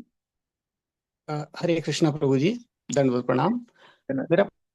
मेरा क्या श्राद्ध पक्ष में पितरों के निमित्त सप्तम अध्याय का पाठ करना चाहिए? ऐसा मैंने कहीं सुना था, इसलिए मैं सप्तम अध्याय का पाठ श्राद्ध पक्ष में करता हूँ, जिससे ये मुझे मुखाग्र भी हो गया है जी। यस, कर सकते हैं भगवत गीता के पाठ को। सप्तम अध्याय, कई लोग 15वां अध्याय भी करते हैं, 13वां अध्याय भी करते हैं, 11वां अध्याय भी करते हैं। लेकिन मुख्य उद्देश्य यही होना चाहिए कि हम भगवान से प्रार्थना करें कि हे भगवान, जिस जीव की मृत्यु हुई है आप उनको सदगति प्रदान कीजिए। उस भावना से भगवत गीता का पाठ किया जा सकता है। धन्यवाद। जागृति जी, अनम्यूट कीजिए। हरे कृष्णा प्रभु जी। यस। प्रभु जी, मेरा क्वेश्चन भगवत गीता से अलग है। मतलब जैसे मैं पूजा करती हूँ भगवान जी की, या कोई भजन सुनती हूँ, तो मतलब मुझे ना बहुत रोना आता है। बहुत ज्यादा मेरे आंसू निकलते हैं। या मैं दर्शन करती हूँ विग्रहों के, या मैं भगवत गीता पढ़ती हूँ, तो मतलब अभी भी मैं बात कर रही हूँ तो मतलब गूज बम्स आ रहे हैं मुझे। ऐसा क्यों होता है? या देखिए, ये जीवात्मा की स्वाभाविक स्थिति है कि वो भगवान की सेवा में संलग्न रहे। क्योंकि हम जी भगवान से इतने दूर आ गए हैं, भगवान के आश्रय को छोड़ करके भौतिक संसार में आ गए हैं, तो भगवान के प्रति हमारी भावना जागृत होती है, ये स्वाभाविक है। लेकिन इस भावना को सेवा के माध्यम से भगवान को अर्पित करना चाहिए। जैसे कोई पिता और कोई पुत्र है, पुत्र पिता के लिए बड़ा भावुक हो, बड़ा रोए, बड़ा क्रंदन करे, लेकिन कोई सेवा ना करे तो फिर वो निरर्थक हो जाए। उसी प्रकार से हमारे जो इस भाव को, इतना सुंदर आपका भाव है, भगवान के लिए आपकी भावना है, इसको आप सेवा में परिणत करिए। आप भगवत गीता का श्रवण करके भक्तों से आप मार्गदर्शन ले सकते हो, कैसे भक्ति में क्रमबद्ध रूप से आगे बढ़ना है। यही प्रेम और प्रगाढ़ हो जाएगा, फिर भगवान का आप अनुभव हर स्थिति में कर सकेंगे। जी प्रभु जी, और मैं एक एक्सपीरियंस भी शेयर करना चाहूंगी। अभी ये रिसेंटली नवंबर, मतलब दिवाली के आसपास मेरे फादर की तबीयत खराब हो गई थी। तो मैं छिंदवाड़ा से हूँ, तो यहाँ पे गलत ट्रीटमेंट हो गया था, तो फिर उनको हमको नागपुर हॉस्पिटलाइज्ड करना पड़ा 15-20 दिनों के लिए। तो प्रभु जी, फैमिली में मैं, दीदी और मदर है, और मम्मी दीदी की दोनों की हालत बहुत ज्यादा वो थी। तो मतलब मुझे मैनेज करना पड़ा। तो प्रभु जी, मतलब मुझ में पता नहीं कहाँ से इतनी हिम्मत आ गई। और मैं नागपुर में थी, तो मैंने दीदी से फिर भगवत गीता बुलवाया। प्रभु जी, मेरे पास समय नहीं होता था कि मैं पढ़ पाऊँ। बस मैं इनको ना बस ऐसे रख के मैं करती थी। मैं डॉक्टर से बात करना है या कुछ भी डिसीजन लेना है, मतलब बहुत सी परिस्थितियां चेंज होती थी। तो मतलब ये मतलब मेरे पास शब्द नहीं है कि ये भगवान ने इसी अध्याय में जो बोला है, बलम बलवना चाहम, बिल्कुल। भगवान सारे बलवानों का बल है। तो उसी का एक उदाहरण है किस प्रकार भगवान हमें जी कठिन जी परिस्थिति में भी शक्ति प्रदान करते। बिल्कुल, बस थैंक रोना कंट्रोल नहीं होता प्रभु जी, बस यू।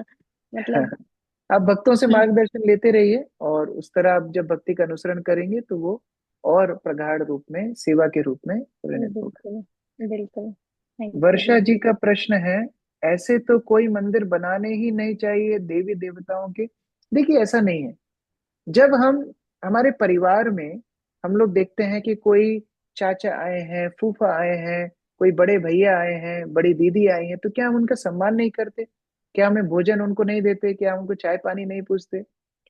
लेकिन पिता एक ही होता है, ये समझदारी हमारे अंदर होनी चाहिए। उसी प्रकार देवी देवताओं के मंदिर इसलिए हैं क्योंकि वो भी सम्मानित हैं। लेकिन इसका मतलब ये नहीं कि वो भगवान है। जब तक हम उनको भगवान के पार्षद या भगवान के सेवक रूप से पूजा करेंगे, तब तक उस पूजा करने में कोई बुराई नहीं है। जो लोग जगन्नाथपुरी के मंदिर में गए हैं, उन लोगों ने देखा होगा कि भगवान जगन्नाथ का मंदिर बीच में है, और बहुत सारे देवी देवताओं के मंदिर पूरे के पूरे परिक्रमा मार्ग में है। वहां पर सारे देवताओं के मंदिर है। भगवान जगन्नाथ को भोग लगता है, और उस भोग प्रसाद को सभी देवी देवताओं को अर्पित किया जाता है। इससे सारे देवी देवता बड़े प्रसन्न हो जाते हैं। वहां गणेश जी का भी मंदिर है, हनुमान जी का भी है, वहां पर शिव जी का भी है, दुर्गा का भी, सब मंदिर वहां पर आसपास में। तो पूजा की सही विधि यही है कि भगवान को पूजा की जाए और उनके सेवक रूप से सबका सम्मान किया जाए। प्रभु जी, एक प्रश्न और है मेरा। वर्षा वर्षा बोल रही हूँ मैं। यस। आपने कहा कि अभी देवी देवताओं का मतलब 5 और मंदिर होते हैं, पर अपन तो बोलते हैं ना कि गणेश जी को सर्वप्रथम पूजनीय होते हैं, तो फिर नहीं, गणेश जी उनसे वो ऊपर है? नहीं, वो जो बताया गया है वो देवताओं को जब आहुति या पूजा की जाती है, उसमें अग्रगण्य देवता गणेश जी हैं। ये एक अच्छा। तरह से ऐसा है कि कैबिनेट मिनिस्टर्स को जब रिस्पेक्ट मिला जाएगा, तो कौन से कैबिनेट मिनिस्टर को पहले मिलेगा? वो गणेश जी। ओके लेकिन ओके। कोई भी पूजा की शुरुआत होती है, पहली बार ब्राह्मण आपके हाथ में पानी देगा और बोलेगा ओम अपवित्रो पवित्रो वा सर्वस्थाम गतोपि वा जत्स्मरेत पुंडरीकाक्षम, यानी हाँ भगवान को ही स्मरण करके पूजा होती है, चाहे गणेश जी की भी हो। तो अग्र पूजा किसकी हो गई? अग्र पूजा भगवान की ही होती है। भगवान की हो गई। जी प्रभु जी, धन्यवाद। ठीक है।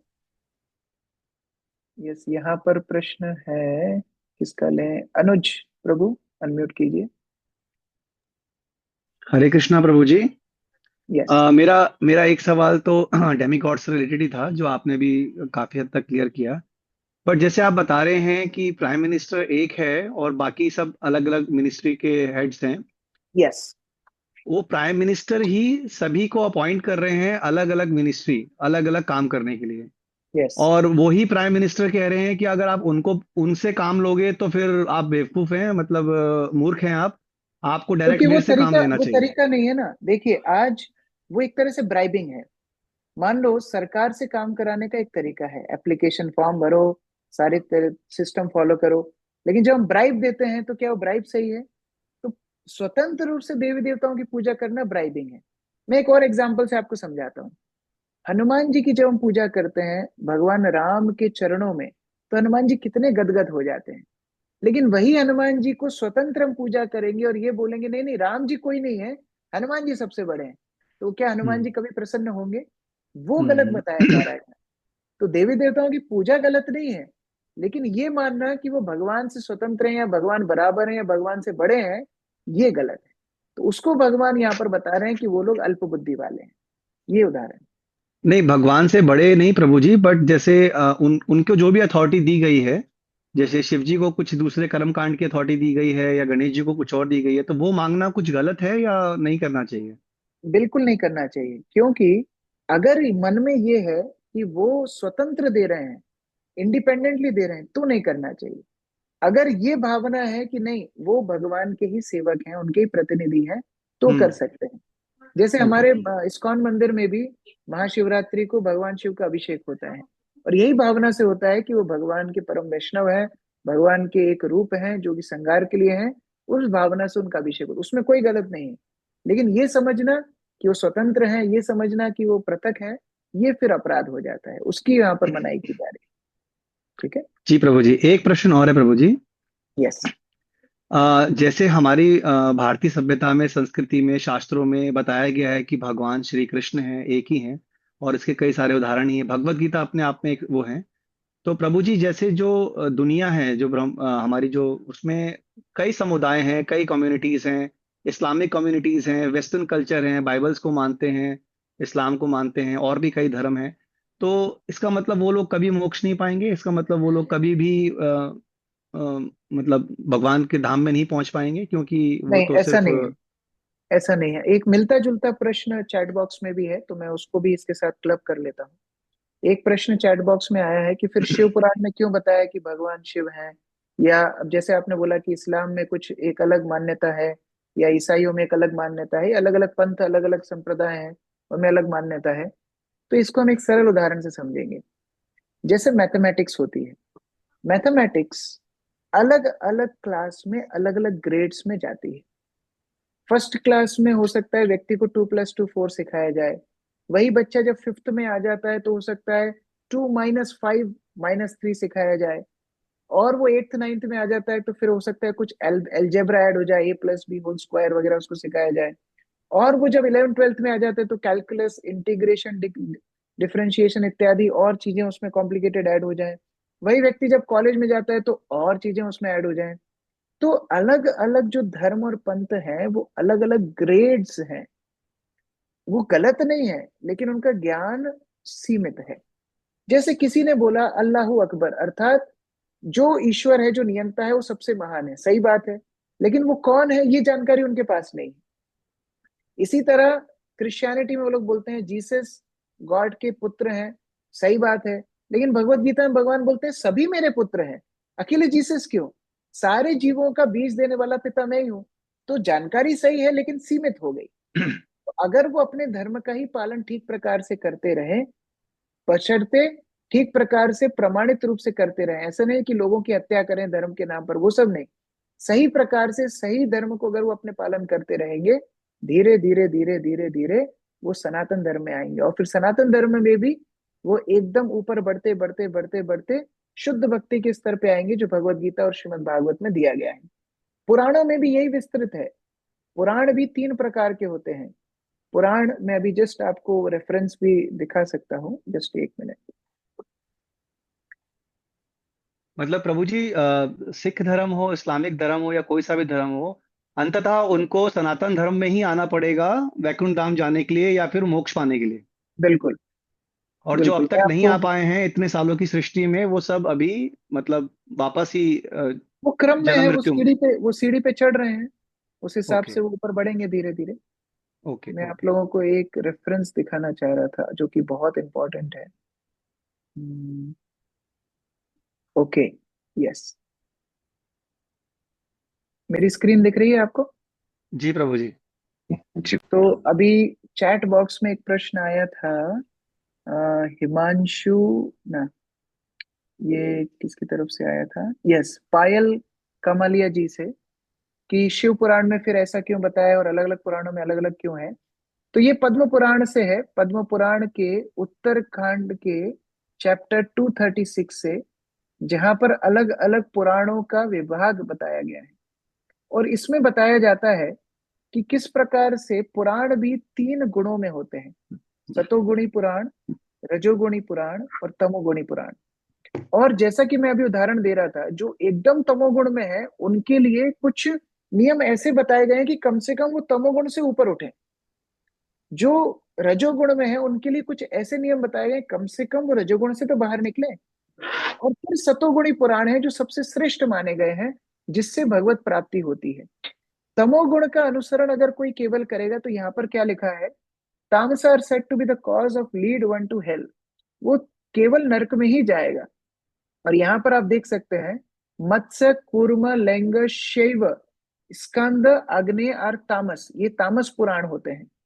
तो शिव पुराण इत्यादि जिनकी बात हम लोग इतनी करते हैं, वो तामस पुराण की श्रेणी में आते हैं। और एक विशेष विसर्ग के लोगों के लिए वो ज्ञान दिया गया है कि चलो आपकी गंदी आदतें हैं, कम से कम आप इन सब से ऊपर उठ के एक सत्वगुण के स्तर तक आओ। अब कोई अच्छा डॉक्टर होगा, उसके पास एकदम कोई नशेड़ी व्यक्ति जाएगा जो पूरे दिन ड्रग्स लेता है, एकदम बंद नहीं करा सकता वो। उसको बोलेगा ठीक है आप इतना डोज लो, फिर और कम करो, फिर और कम करो, फिर आप इस लेवल पर आओ। उसी तरह से हमारे पुराणों में क्रमबद्ध रूप से हमको ऊपर लाया गया है। और जब वेद व्यास 17 पुराण लिख चुके थे, उसके बाद वेद व्यास नारद मुनि को बोलते हैं कि मुझे संतुष्टि नहीं है, मैंने अभी तक शुद्ध भक्ति का पथ नहीं दिया। तब नारद मुनि उनको श्रीमद् भागवतम संकलन करने का उपदेश देते हैं, और उसको बोलते हैं अमल पुराण। अमल मतलब जिसमें कोई मल नहीं है, जो शुद्ध है, जो अमोघ है। तो ऐसे श्रीमद् भागवतम में फिर हम भगवान की शुद्ध भक्ति का व्याख्या पढ़ते हैं। तो ये थोड़ा सा अंतर है, ये और विस्तृत है थोड़ा, हम लोग आगे जाएंगे तो और स्पष्ट होगा। और ठीक है प्रश्न? प्रभु जी, हरे कृष्ण। Thank you. हिमांशु मिश्रा जी का प्रश्न है, जैसे देवताओं के निर्णायक भगवान हैं और हम देवताओं से कुछ मांगते हैं तो वो हमें भगवान से ही देते हैं या देवता उनसे ही प्राप्त कर देते हैं? अतः हम देवताओं की पूजा इत्यादि किसी भी देवता की हो तो क्या वे पूजा भक्ति भगवान तक नहीं पहुंचती? देखिए, अभी अभी मैं उसका उत्तर दे रहा था। अगर भगवान ही देने वाले हैं तो क्यों ना हम भगवान को स्मरण करके उनकी भक्ति करके हम उस वस्तु को प्राप्त करें। क्योंकि ये फिर ब्राइबिंग हुई, ये रिश्वतखोरी हो गई। भगवान को छोड़ दिया और केवल देवी देवताओं की उपासना, ये रिश्वतखोरी हो गई, तो वो सही नहीं है। अगला प्रश्न है, स्वर्ग और वैकुंठ में क्या अंतर है? वही अंतर है जो भगवान और देवताओं में है। देवता स्वर्ग में रहते हैं और वैकुंठ में भगवान रहते हैं। स्वर्ग भौतिक जगत का ही एक हिस्सा है जो कि नश्वर है, प्रलय के समय नष्ट हो जाता है। और वैकुंठ कभी नष्ट नहीं होता, जहां एक बार जीव जाता है तो शाश्वत हमेशा हमेशा के लिए भगवान की सेवा में संलग्न हो सकता है। निशा सोनी सोनी माता जी, अनम्यूट करके प्रश्न पूछिए।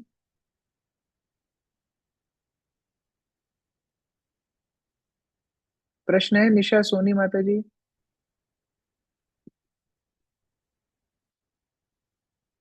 हरे कृष्ण प्रभु जी, दंडवत प्रणाम। प्रभु यस जी आ रही है?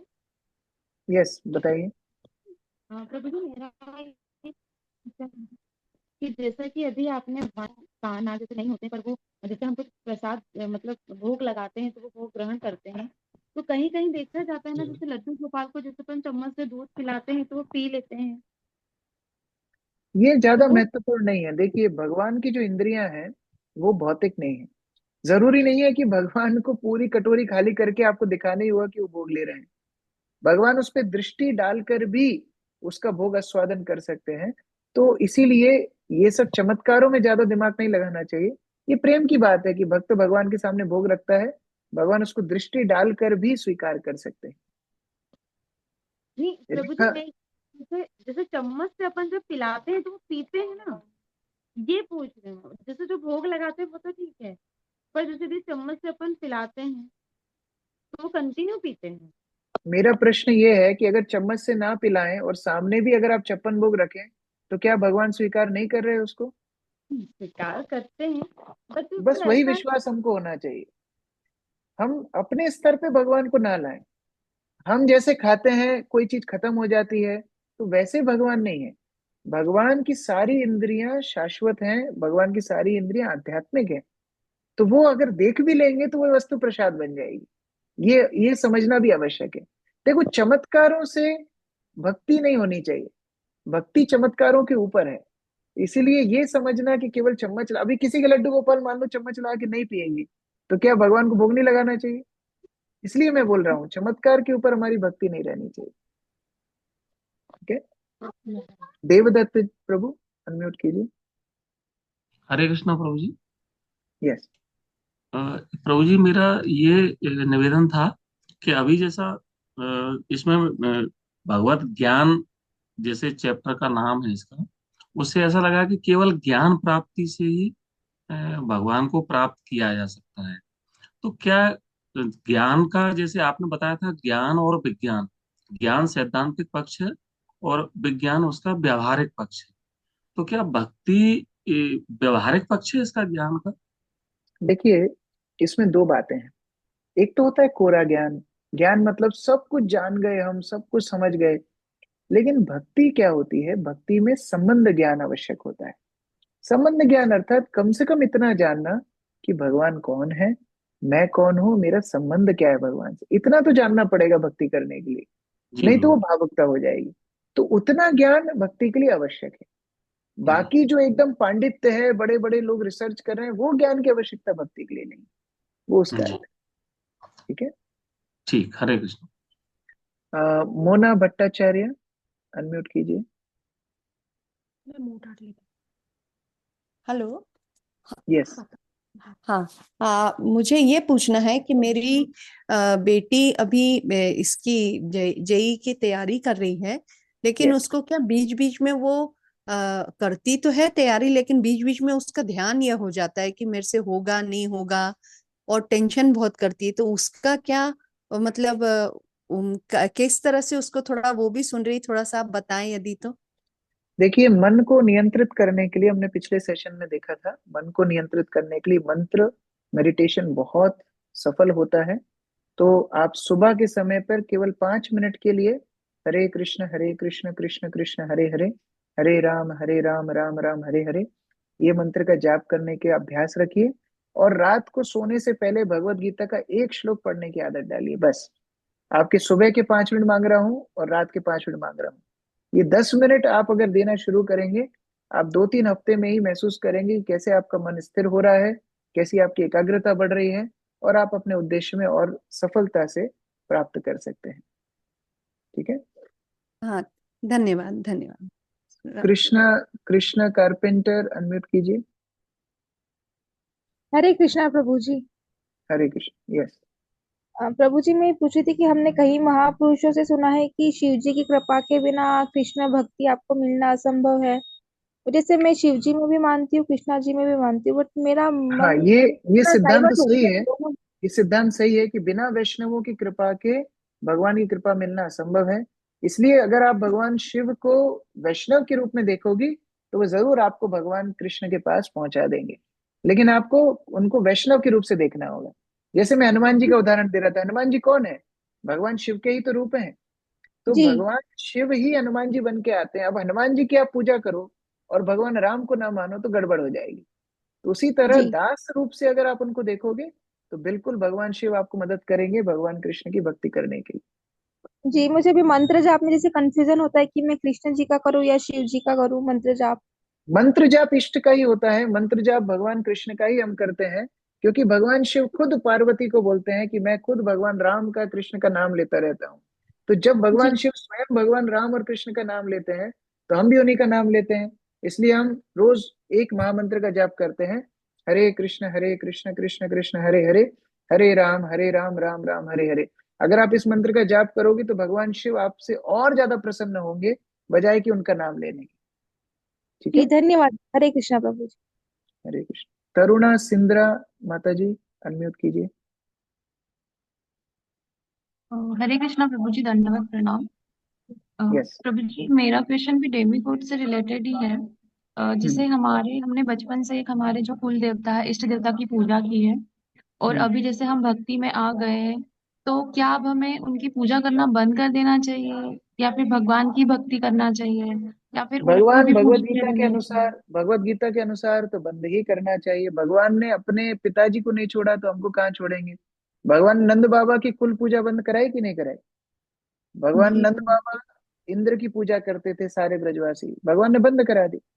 अगर उतना विश्वास अभी आपका नहीं है तो कम से कम आप हरे कृष्ण महामंत्र का जप शुरू कीजिए, कम से कम भगवत गीता पढ़िए, धीरे धीरे भक्ति में आगे बढ़िए, भगवान आपको मार्गदर्शन देंगे। लेकिन स्पष्ट रूप से गीता में भगवान कामस्तेस्त हृतज्ञान प्रपद्यन्ते अन्न देवता बोल रहे हैं, उस पूजा को बंद करके भगवान का आश्रय लेना चाहिए।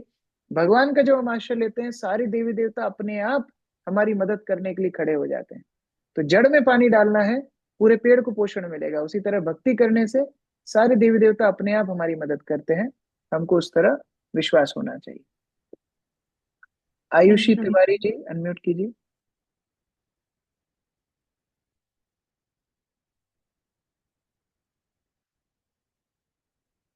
ओके, तब तक मैं चैट बॉक्स में से कुछ लेता हूँ। अंजलि जी लिख रही हैं, प्रभु जी अगर घर में मना करें कि बीबीडी भी अगर भगवान को लहसुन प्याज का भोग लगाया जा रहा है तो क्या करना चाहिए, क्योंकि घर के कहते हैं कि तुम जो खाएंगे वही भगवान को भोग लगाएंगे, तो ये कैसे बंद करवाएं? देखिए, अभी ये कवर होने वाला है आगे। हम लोग अभी आगे के अध्यायों में 3 गुणों के बारे में पढ़ेंगे। प्याज लहसुन तमोगुण रजोगुण में होती हैं और इसलिए भगवान उस आहार को स्वीकार नहीं करते। अब आज को कोई बोलेगा प्याज लहसुन का भोग लगाओ, कल को कोई बोलेगा मांस मदिरा का भोग लगाओ, सब गड़बड़ हो जाएगी। भगवान जिस वस्तु को स्वीकार नहीं करते हम भी स्वीकार नहीं करते। इसलिए सतोगुणी भोजन, पत्रम पुष्पम फलम तोयम, सतोगुणी भोजन हम भगवान को अर्पित करते हैं। आगे के अध्यायों में और स्पष्टता से चर्चा करेंगे। अनु मिश्रा जी बोल रही हैं, प्रभु जी मेरा क्वेश्चन है कि मेरे ठाकुर जी की सेवा करते हैं, 2 साल से हम ऑनियन गार्लिक नहीं खाते, पर बीच बीच में मेरे बच्चे मैगी में गार्लिक खा लेते हैं। आजकल जैन मैगी मसाला आता है, आपको अगर लिंक चाहिए हम भेज सकते हैं, बच्चों को आप वो वाली मैगी खिला सकते हो बिना प्याज लहसुन की। गुंजन मस्के, हरे कृष्णा प्रभु जी, संस्कार की बातों में मन जाता है, उतना हरि नाम में नहीं जाता। देखिए, जो व्यक्ति हरिनाम का जप करेगा अपने आप सारे संस्कार उसके अंदर आ जाएंगे। भागवत बोलती है, यस्यास्ति भक्तिर भगवती अकिंचना सर्वेर गुणा तत्र समासते सुराः। तो जो भगवान का आश्रय लेता है, भगवान के वचन सुनता है, भगवत गीता का पाठ करता है और हरिनाम का जप करता है, अपने आप सारे सद्गुण उसके अंदर आने लगते हैं। तो जितने भी संस्कार आपको अपने जीवन में चाहिए, अपने परिवार वालों के अंदर चाहिए, वो हरिनाम के माध्यम से अपने आप आ जाएंगे। वर्षा जी लिख रही हैं, क्या भगवान कृष्ण भगवान विष्णु के अवतार हैं? भगवान विष्णु और कृष्ण दोनों एक ही हैं। भगवान हम किसको माने? देखिए, भगवान विष्णु और कृष्ण में अंतर नहीं है। अगर आप सरल उदाहरण के माध्यम से समझना चाहते हैं, तो जैसे कोई व्यक्ति घर में रहता है, घर में वो लुंगी पहन के रह सकता है, घर में वो चड्डे में घूम सकता है, घर में वो जैसे इच्छा हो वैसे रह सकता है। और वही व्यक्ति जब ऑफिस में जाता है तो बूट सूट पहन करके ब्रीफ केस लेकर के ऑफिस में जाता है। दोनों एक ही व्यक्ति हैं, लेकिन एक घर का रूप है, एक ऑफिस का रूप है। उसी तरह भगवान श्री कृष्ण अपने चिन्मय धाम में मुरली बजाते हुए पीतांबर धारण करके अपने भक्तों के साथ विहार करते हैं। वही भगवान श्री कृष्ण जब इस सृष्टि में आते हैं, सृष्टि का पालन करने के लिए विश्व रूप धारण करते हैं। तो दोनों में उस तरह कोई अंतर नहीं है, लेकिन केवल अलग अलग कार्य सिद्ध करने के लिए अलग अलग रूप भगवान लेते हैं।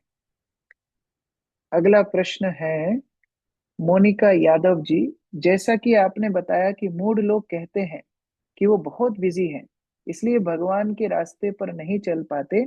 इसका ज्यादातर घर परिवार और उनकी रिस्पॉन्सिबिलिटी है। इसे कैसे समझे? देखिए, जब किसी वस्तु का महत्व समझते हैं तो हम उसके लिए समय निकालते हैं। मान लो आपको कोई फोन करे कि देखिए आपकी 2 करोड़ रुपए की लॉटरी निकली है, जल्दी से आ जाइए और इसको ले जाइए। तो आप उसको ये नहीं बोलोगे कि अरे मैं बहुत व्यस्त हूँ, मुझे पानी की टंकी भरनी है, मेरे बच्चों के लिए भोजन बनाना है, मुझे कचरे का डब्बा फेंकना है। आप सारे काम एडजस्ट करके वो 2 करोड़ रुपए लेने के लिए जाओगे, क्योंकि आपको उस 2 करोड़ रुपए की महत्वता पता है। उसी तरह जिनको भक्ति में आगे बढ़ना है, वो समय निकालते हैं। समय निकलता नहीं है, कभी नहीं निकलता। समय निकाला जाता है जिस वस्तु के लिए हमारी महत्वता की स्पष्टता हो, उसके लिए हम समय निकालते हैं। नेहा सिंद्रा जी, इंदौर, अनम्यूट कर सकती हैं। हरे कृष्णा प्रभु जी, दंडवत प्रणाम। प्रभु जी, ये मेरे मम्मी का प्रश्न था कि जैसे हमारे घर में डेमिगॉड्स है, जैसे कुल देवी देवता जो बोलते हैं, तो जैसे ऑफर करते हैं, भगवान का प्रसाद बनाते हैं, ऑफर करते हैं, तो वो मतलब तुलसी का पत्र नहीं रखते हैं और ऑफर करते हैं एंड देन प्रसादम स्वीकार करते हैं। और तो मम्मी ये पूछ रही है कि जैसे अभी हम घर पर है तो हम तुलसी का पत्र भी रखते हैं और जैसे सब्जी जो भी बनाते हैं भगवान के लिए सारा ऑफर करते हैं, बट घर में सिर्फ रोटी एंड गुड़ का ही मतलब ऑफर होता है। तो फिर मम्मी पूछ रहे कि हम कैसे लगाए, प्याज लहसुन खाते हैं ये सरल सब? है। प्याज लहसुन खाते हैं ये सब। नहीं, प्याज लहसुन का भोग नहीं लग सकता। बिना प्याज लहसुन के सतोगुणी आहार का भोजन बनाइए और भगवान को अर्पित पहले कीजिए। आप राधा कृष्ण का एक चित्र रख सकते हैं, उनको तुलसी पत्र डाल करके पहले भोग लगाइए और फिर उस भोग प्रसादी को आप देवी देवताओं को अर्पित कर सकते हैं। ये कर सकते हैं आप। जो भी आपके घर में देवी देवता है, उनको फिर आप भगवान के प्रसाद को भोग लगा सकते हैं। जैसे हम जगन्नाथपुरी का उदाहरण दे रहे थे, पूरे विश्व का सबसे प्राचीनतम मंदिर है जगन्नाथपुरी, और जो रीति रिवाज जगन्नाथपुरी में पालन हो रहा है, उससे बड़ी और कोई रीति रिवाज नहीं हो सकती। तो जगन्नाथपुरी में वो लोग इसी तरह करते हैं, भगवान जगन्नाथ को भोग लगाते हैं और उस प्रसाद को सारी देवी देवताओं को अर्पित करते हैं। तो अगर घर में रखे ही हैं, पुराने विग्रह रखे हैं देवी देवताओं के, हटाने की इच्छा नहीं है, तो कम से कम भगवान को सतोगुणी आहार का भोग लगा करके फिर आप देवी देवताओं को भोग लगा सकते हैं। आयुषी तिवारी जी, अनम्यूट कर सकती हैं।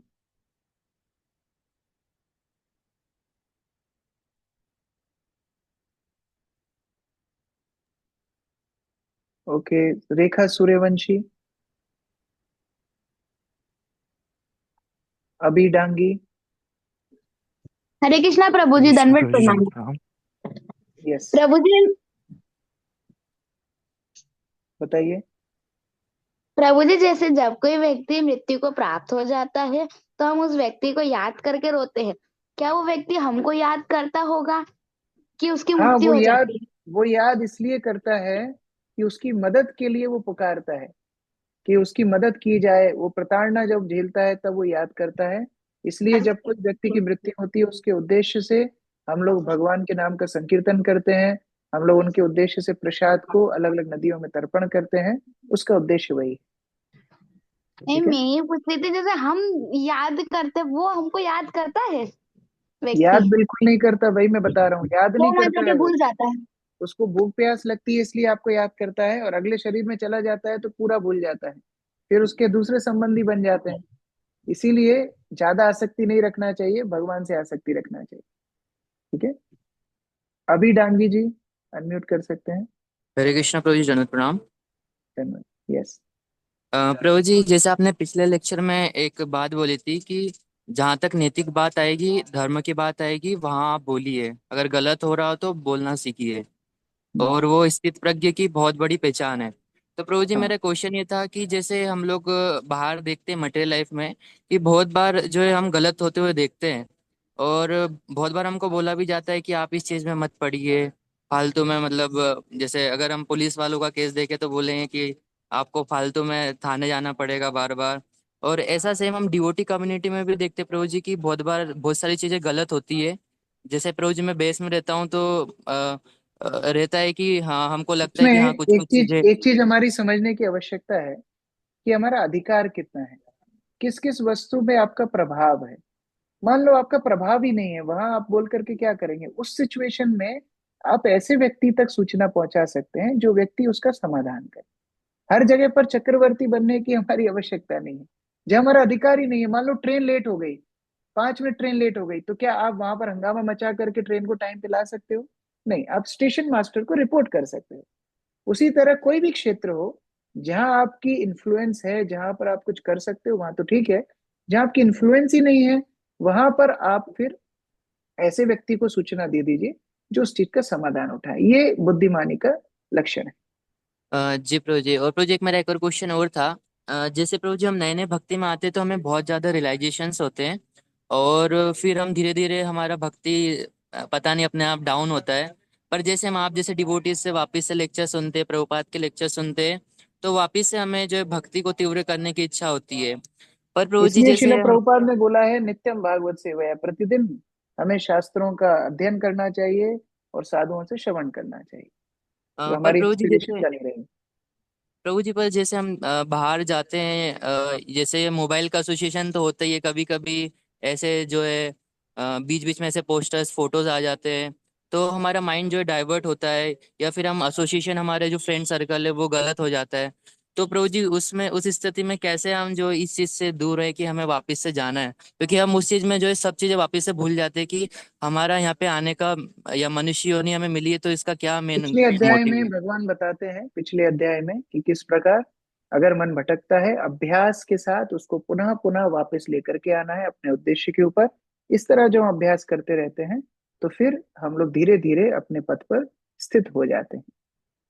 अगला प्रश्न आया है शिवी राणा जी से। प्रभु जी, प्रेमानंद महाराज जी बोलते हैं कि हरि और हर, यदि यही कृष्ण और शिव जी में कोई फर्क नहीं है, एक ही हैं दोनों, जो अपनी दृष्टि में उनके प्रति फर्क मतलब उनकी भक्ति अभी सही नहीं है और उनको ज्ञान नहीं है अभी तक ठीक से, तो वो इस बात को किस भाव से बोल रहे हैं? देखिए, इस भाव से बोल रहे हैं जैसे भगवान यहाँ पर अभी प्रकृति के बारे में बता रहे थे कि सारे बलवान लोगों में बल में ही हूं, तो इसका मतलब ये नहीं कि अब सारे बलवान लोगों के हम पैर धोना शुरू करेंगे।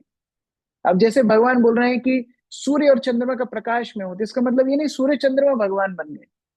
हर वस्तु में भगवान की छाया देखना ये महात्माओं का लक्षण है और हमें भी देखना चाहिए। लेकिन इसका मतलब ये नहीं है कि सब व्यक्ति की हम पूजा करें। भगवान स्पष्ट बोल रहे हैं मत्तः परतरम नान्यत किंचित अस्ति धनंजय। और भगवान अभी 10वें अध्याय में, हम 10वां अध्याय जब पढ़ेंगे वहां पर यहाँ तक बोलेंगे कि कैसे रुद्रों में मैं स्वयं शंकर हूँ, तो ये दावा भी भगवान स्वयं आगे करेंगे।